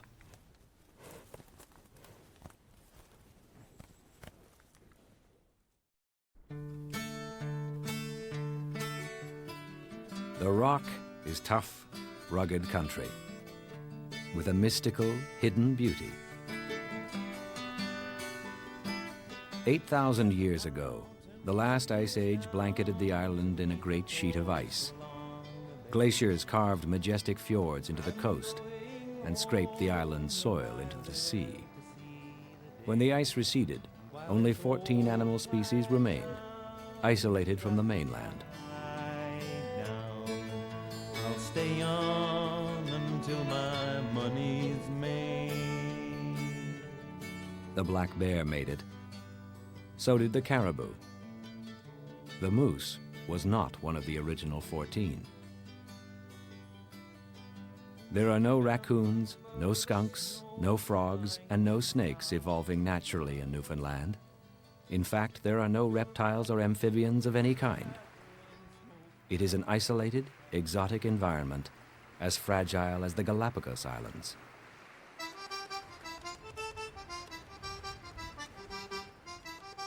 With barely enough soil to bury their dead, Newfoundlanders have always turned to the sea for fish and to the land for meat.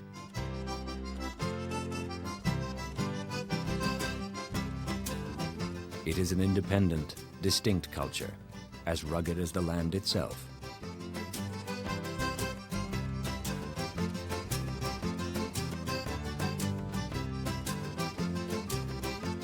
In the early 20th century, fresh meat became a scarce commodity on the island. The solution? The moose.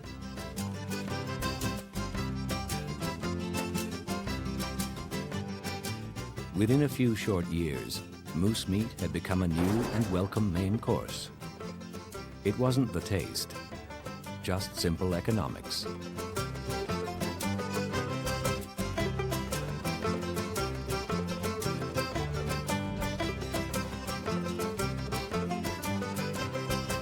Newfoundlanders quickly realized that for the same bullet, which cost them money, they could capture 500 pounds of meat from a moose instead of killing a caribou, which would only give them 150 pounds.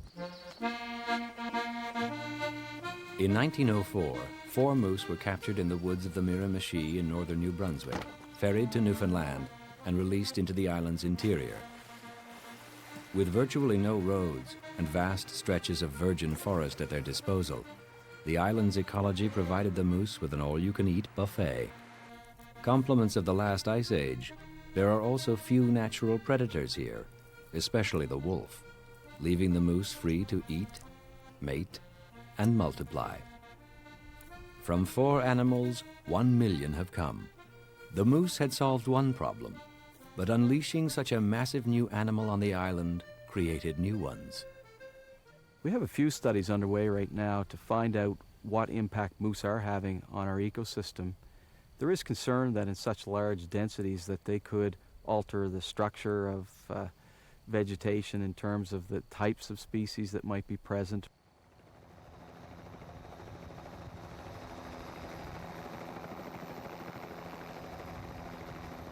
The Newfoundland ecology is a northern boreal system, making the forests, a lush mix of soft and hardwoods, the perfect diet for one of nature's most ravenous creatures.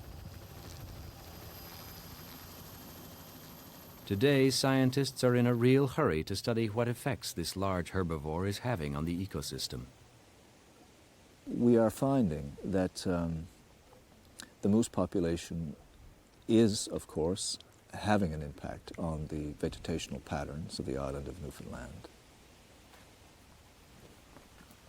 The primary winter food of moose will be hardwoods, birch, cherry, species such as those. But it will, when those are unavailable, rely heavily upon balsam fir.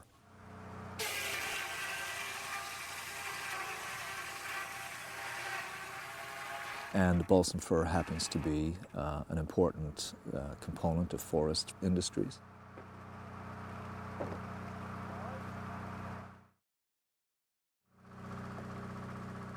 moose are capable of essentially eliminating balsam fir, because as the young fir grow, what happens is the moose tend to take the leaders, the top-growing portion of these trees, and eventually this stunts their growth entirely, which of course makes them valueless in terms of commercial operations, which sets up a tension between wildlife populations and other human industries.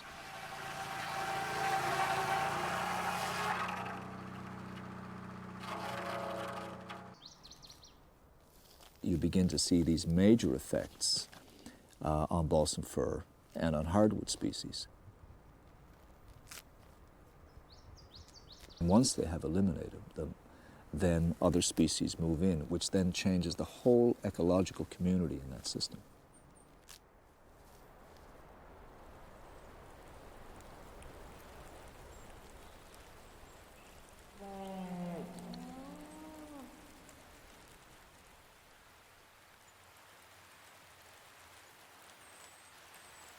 An adult moose eats over 300 pounds of vegetation per week.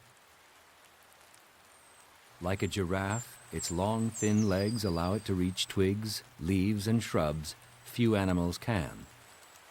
It's a 1,000-pound rabbit on stilts, with 4 stomachs, lips like sandpaper, and a 14-inch tongue. Some of the foliage moose like to consume happens to be found right along the island's highways. The roadside offers fresh growth, a real delicacy to the moose.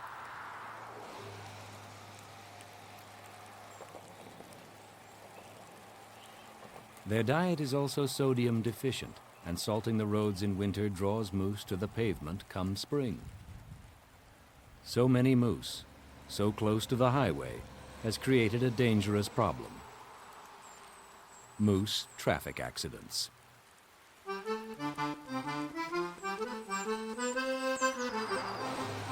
The moose are free to roam. We have an open highway with moose habitat on both sides of the roadway, and the moose freely move back and forth. You get the traffic going one way and the moose going at 90 degrees to it, and quite often changing their mind halfway across. And the result of all of this, of course, is the tragedy that we do have on a regular basis. You have to understand this animal, as it moves and it works in its habitat and comes in contact with people, is a dangerous species. When I came here in 1966, the Trans-Canada Highway was just about 9 months old. It had just been put across. And while there were moose accidents happening at that time, there weren't near the numbers. The moose population just was not that high, and the frequency of the accidents was not that regular.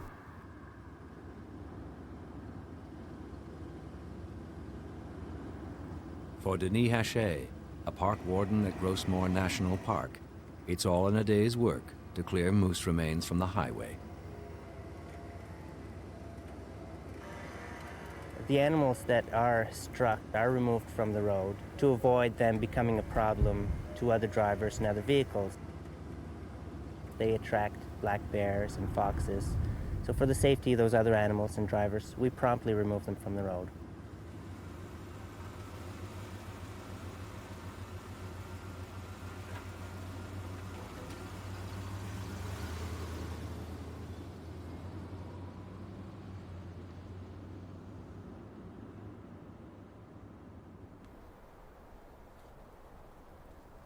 The animal's thin legs, below a great barrel chest, makes the moose a tremendous danger to drivers and passengers alike.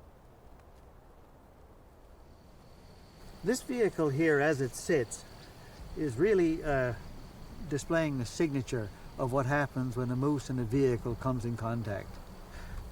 Right here, you notice that there's some minor surface damage, and this is damage that was caused by the animal's legs. The torso of the animal is well above the level of the hood of the car here.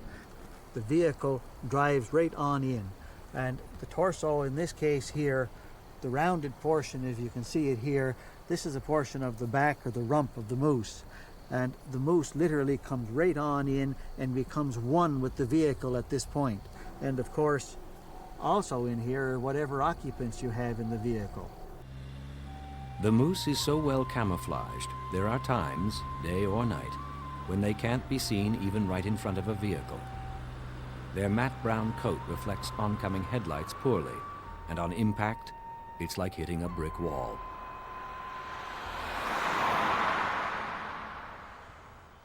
The high incidence of moose accidents has spawned a unique invention in Newfoundland to protect truck drivers and their rigs. If you take a look at the tractor-trailer units that are being driven in Newfoundland, you'll find the equivalent of the old cow catcher that used to be on trains. These moose catchers, we call them, are equipped on most all tractor-trailer units right now.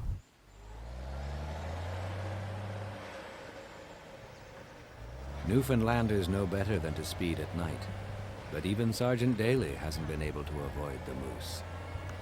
While it didn't do any real damage to the moose and caused no injury to me, it did damage my police car, and it certainly damaged me and my reputation a wee bit.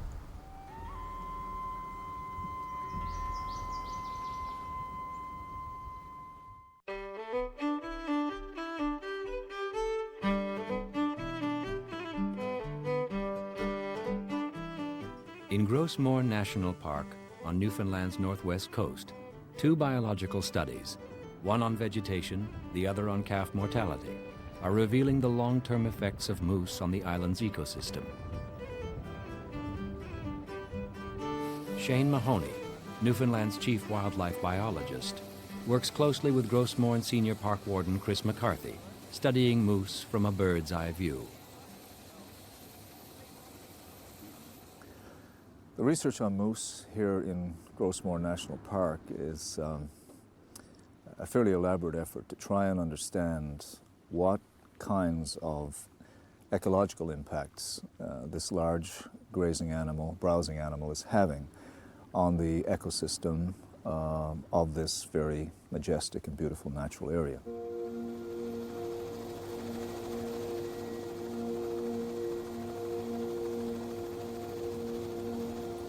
Spring is calving season, when over 40,000 newborn moose calves are dropped onto the Newfoundland landscape.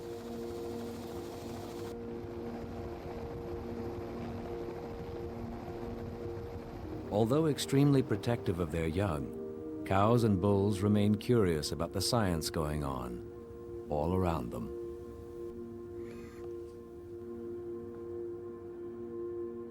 For the last 5 years, we've made heavy investments to try and understand the dynamics of this population in this region.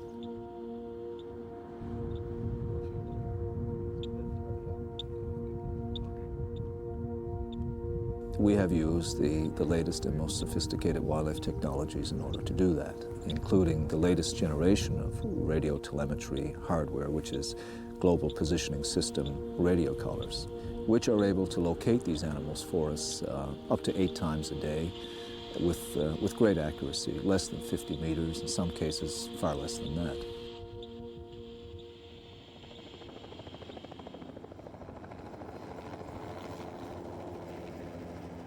One of the most important attributes of any animal population that you have to understand is how many young are being born and how many of those young survive.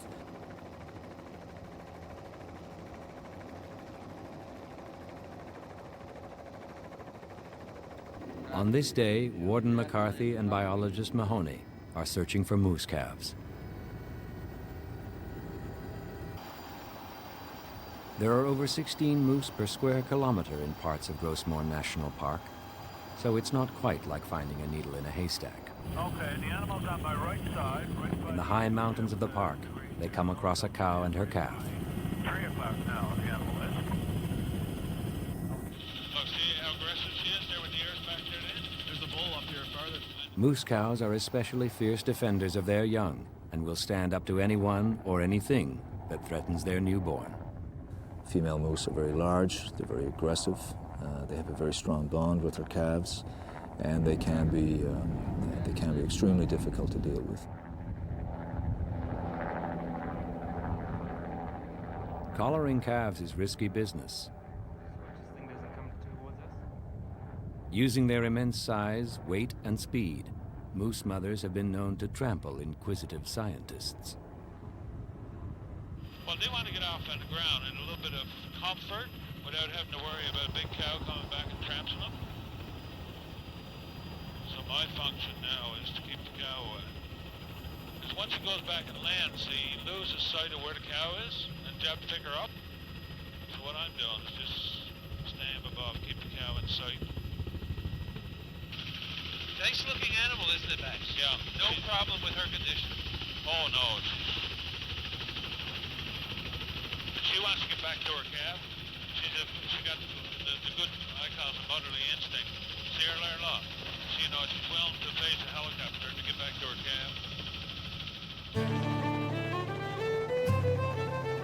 Now that they've made sure the mother will not harm them, the scientists return to collar the calf.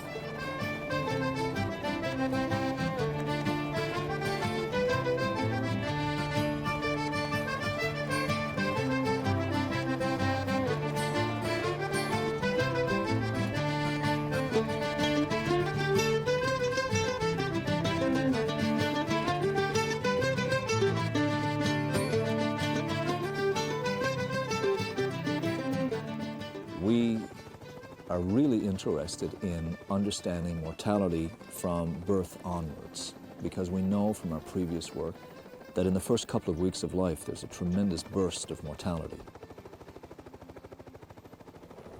You got the frequency here, Chris? Yeah. 341.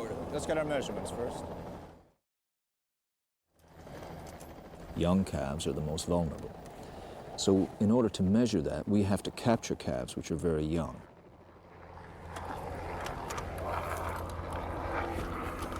Wait, no. Just let's get it right up under her breast. Okay, let me go. Got him. Our efforts in calf collaring are driven towards very young animals preferably one day, a single day old, that we are able to capture, instrument with a radio collar, and then leave and follow at a distance from aircraft in the future to determine whether or not they live or die. Each spring, for the past 5 years, the research team has collared 15 moose calves. It's 21 and a half. It's okay. She's a fine calf. Very healthy. 18 for the... So that's hindfoot, heart girth, and total length. So we have it now. That's everything.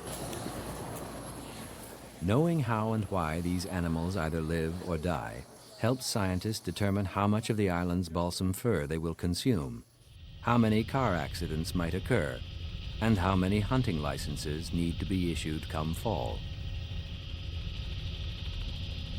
Their task completed, the calf rebonds easily with its mother.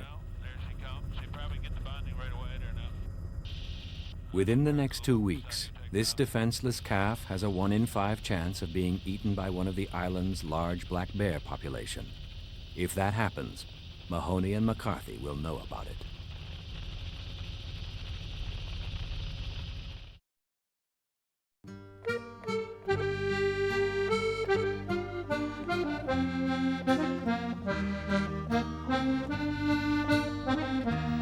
On the rock, the moose is affecting more than the ecosystem.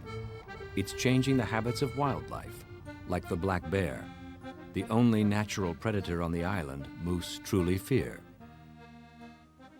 Moose calves die on this island primarily from black bear predation. Almost all of that predation takes place in about the first 2 weeks of life. Nearly 20% of moose calves born in Newfoundland each year are killed and eaten by black bears. Black bears were once thought of as basically clumsy, berry pickers and animals that maybe scavenged carcasses but did not kill animals. A black bear can run at about 33 feet per second at top speed, which is quite an explosive charge.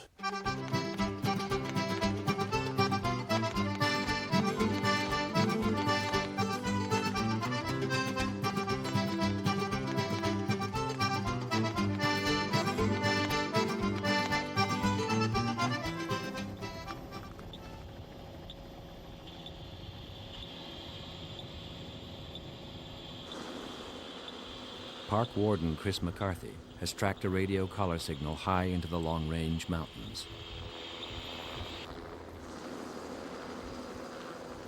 A calf mortality site is a wilderness murder scene. McCarthy's job, like a homicide detective, is to recreate the crime. We track the animal over the summer and try and keep track of where that animal is moving. There's also a mortality indicator on that collar, and if it's not moved within 3 hours, it will double its tempo and let us know that, yeah, it's time to go check that out. Now, we've got some skull parts over here. This would be the upper teeth, and that's pretty indicative of black bear too. Of course, the teeth aren't much good eating, but everything else in the skull, they like cartilage, that type of material. You can see a lot of hair in this area. This is old moose calf hair from the mortality, and a few more broken bones scattered throughout here. And these are not bears that are going in and simply dismembering a carcass and a kind of helter-skelter fashion, just chewing up bits and pieces. No, they have a very methodical and consistent way of actually handling these organisms, which I say attests to the long association that they've had as predators. This is something quite interesting that we found from the study, and that was that black bears, they'll use some of these patches, and the patches could be 6 feet high, but they'll really develop tunnels along main routes. And when you get a straggler, a younger or an older lame moose, that's when the bear will make his move. There is, of course, a number of techniques that they actually use for killing. When they kill calves, it is usually simply a matter of hitting the calf very quickly with a forepaw, breaking its neck or crushing its skull. In some cases, they will in fact apply their jaws and simply crunch through the neck or right through the face and skull and kill the animal. Typically, the bear, after making the kill, will drag it into a more secluded area. Black bears have developed a unique ambush technique, building tunnel systems through thick tree patches to get close and then surprise their prey. This location is certainly a fine one for a bear to do its ambush thing, and that amounts to a lot of calf deaths up on this highland country. Forensic investigation at the kill sites of collared animals keeps the scientists busy. In the park's lowlands, Mahoney and McCarthy have tracked another collar with an ominous double beat.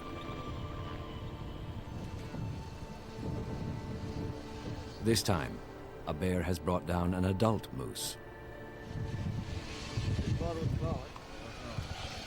There we go. Left the job on there. 49961. No, take that. This is classic, John. You see how the skin has been turned inside out here? Yeah. That's what bears do. They skin the animal right back. And you see how the leg bones have been skinned all down. The skin has been pulled all the way down over the body. Now, we don't know if he killed this animal, but there's no doubt only a bear is capable of doing this.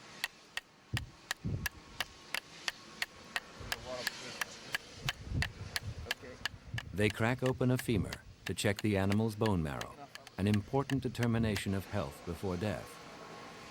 At times in the field, even high technology takes a back seat. That's too old.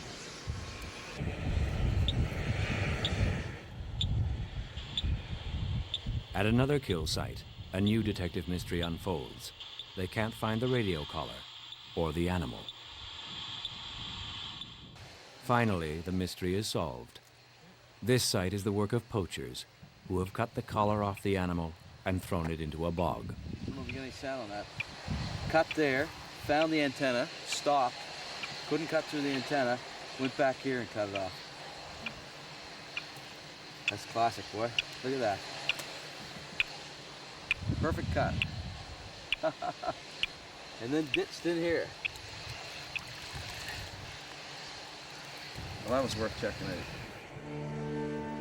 Poaching is another fact of life in Newfoundland, the legacy of a culture living close to the land. taking a moose when you need a moose is still accepted practice in many parts of the island.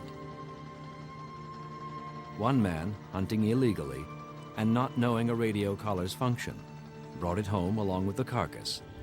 Easy pickings for a park warden who tracked the signal right to the poacher's back door.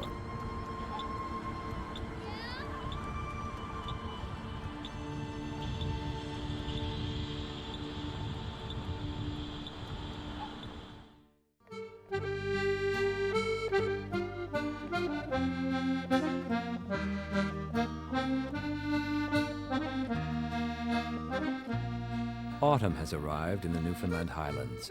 Antlers on the great bulls have turned into massive racks of solid bone. Bull moose rarely use their antlers as a weapon. Mostly they're a majestic display mechanism, advertising health and vitality to fertile females and warning lesser males to back off. Bears, accidents, and hunters all do their part to cull the moose population. But every fall, the moose do their best to replenish the species. Usually in September and on through part of October is the mating season for moose. And this is the time, of course, when the great battles between the big bulls occur.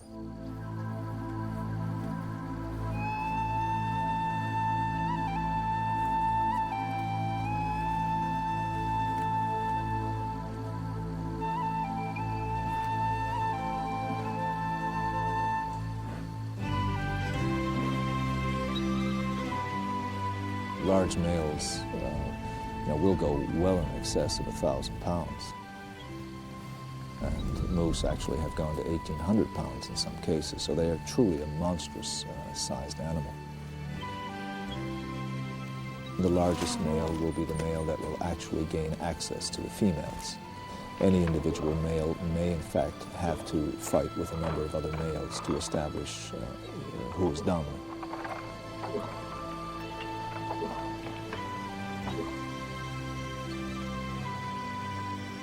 Sometimes these fights are extremely intense, but more often there's a great deal of display.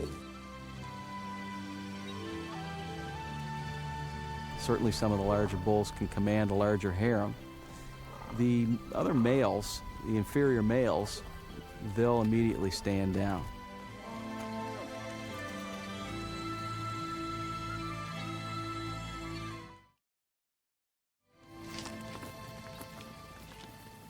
So as a prelude to the actual mating between a pair, the male, which can impregnate quite a few different females, will move away from the main group. Bull moose usually remain loyal to one or two cows during the period females are in heat. The moose cow itself is a reproductive marvel. When ready, cows will give birth to 1, 2, and sometimes even 3 calves.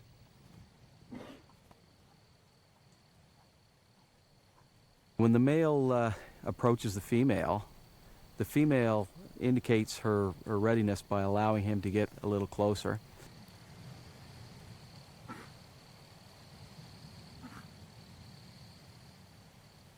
The female will allow licking as well, where the bull will be licking the rump of the female. The bull will also put his head on the back of the female, and in laying his head on there, he's testing out her receptiveness to his eventual mount. When the timing is right, the bull will mount the female, and intercourse will be fairly short. And typically in Newfoundland, 85% of females are bred within the first heat. As a result, the nearly 40,000 calves born each year on the island creates an instant population explosion.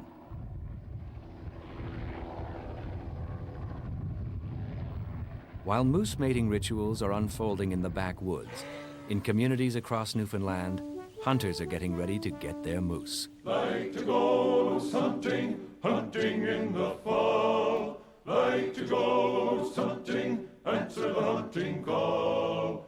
Got to get me moose, boy.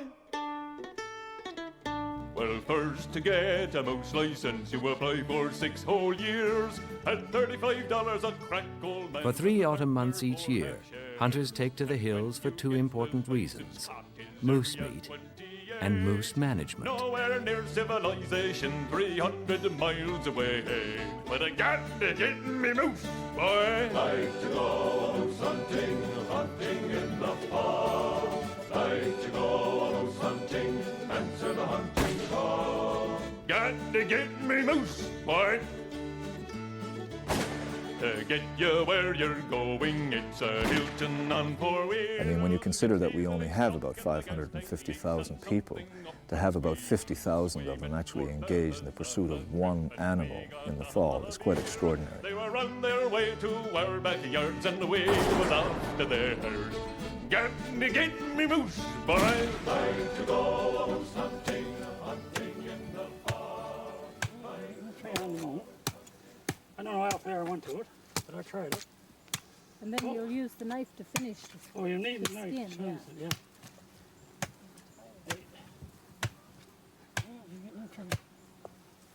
I think that's to the hide now, my man. A wrist. Tell your brother-in-law or your son, sharpen his axe. You can make a nice lamp. That'll be the base for your lamp. You clean that all out, take the stuff out of the bone, and they use that for a lamp. And then you put your shade on top. But that's if you're really, really into it. You'll have to file his toenails, they're kind of rough. I lived in Brampton, Ontario for 35 years. And 25 of those years I worked at Simpson's and the Hudson Bay Company in management. You know, you had to get all dollied up and go to work. Well, look at me now. What's the draft for you? God, who'd ever think I'd be doing this? What? Yeah. Come on. You got her? Now. Nothing more went over there, what? Now, tie him on. I have a moose license, and hopefully when it gets nice and cold, I'm going to get mine, and I shoot it. Have you ever shot a moose before? No, but I'm hoping to. I'm going to. We went target practicing a couple days ago, and I hit not the far target from 3 the times. bullseye. Very good. So you know you got a big space on a moose. So God, I can't miss that, can I? You got a scope on, have you? No scope, just the old eye. Oh, no, not bad. Naked eye. That's all I use. That's too. right. But, Okay, we better get this. Look at the flies. They're going to have it eaten. You'll have no moose left. No, I'll wash that. Okay. Dressing a moose in the woods is hard but necessary work. After a long, tough day, these hunters, like thousands of others, have earned their winter fare.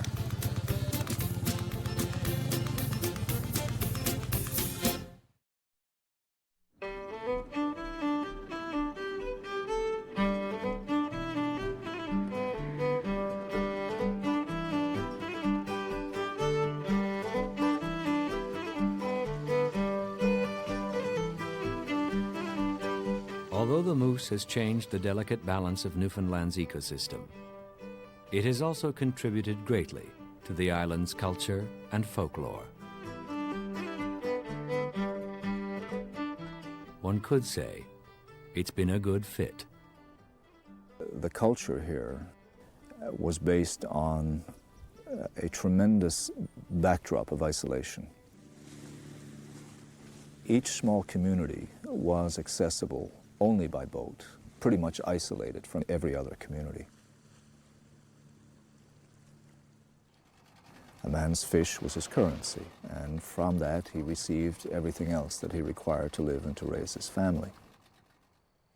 You got it with your own hands, and it's something you done yourself. I don't know if you take a little more pride in it or what, but it seems to taste a little better. Down too far, I guess. There we go. Moose tongue. You want it? Bushel. Charlie Bushel. There's enough logging roads around here to take a walk up off the side of the road, and just a half hour before dark or early in the morning, just after daylight. But I like hunting them. I like, going out and camping in the car or tent or whatever. And I used to walk down around the pond, or up, there's a couple sawmills up on the other side there, so usually walk up there. This is a nice little area front, you know. There's always a bit of moose around, so. I usually give a bit away, but I mostly keep the rest of it for myself and the family, you know.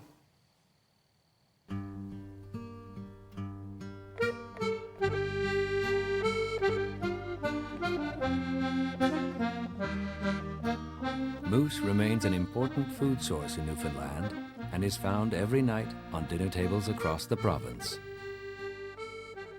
Ready for supper, girls? Here it is. Well, certainly the moose hunt is an important part of the Newfoundland culture. The people of Newfoundland have survived off the land for a few hundred years now, and the moose has become an important part of the lore and the dinner table as well. What are we gonna have? Have some moose? Yeah. Pork? Yummy. It's for me as close to beef as I've ever tasted in wild game. The big advantage, of course, is that this meat is pretty pure. You don't have to worry about chemicals from the cattle yard. What's better than moose roast, girls? Nothing. Right on. Nothing at all. Okay, you want some meat? Certainly families share in the success. If somebody isn't successful with their license, there's usually a sharing of the meat. You just want moose. You don't want any meat. What do you think moose is? Yeah. Whoa. Get it down there, you. Put it down. Watch out now. That's the big knife. All right. Get the outside chunks. Yes.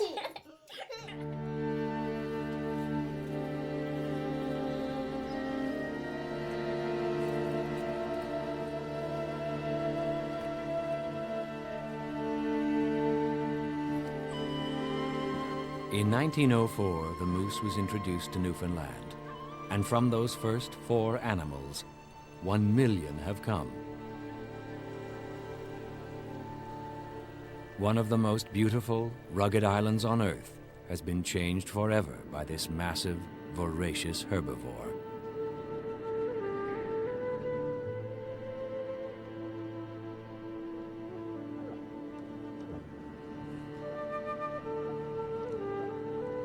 Culturally, ecologically, and economically, the moose has changed the rock for the better, and changed it for the worse. It is the global paradox of science, played out with a Canadian icon on a local stage.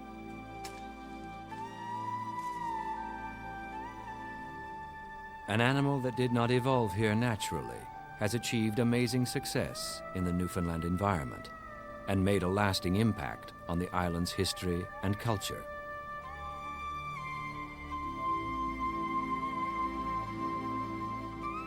Every year, the moose hunt deposits $100 million into the island's economy. Yet the moose prevails in massive numbers.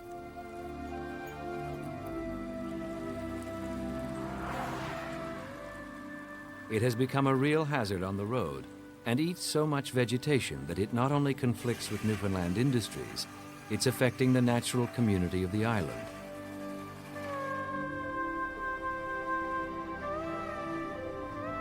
Less than a century ago, a hunter went out looking for caribou and shot the first moose ever seen on these shores. He thought he'd shot the devil. He may have been right. Newfoundlanders have been dancing with the devil ever since.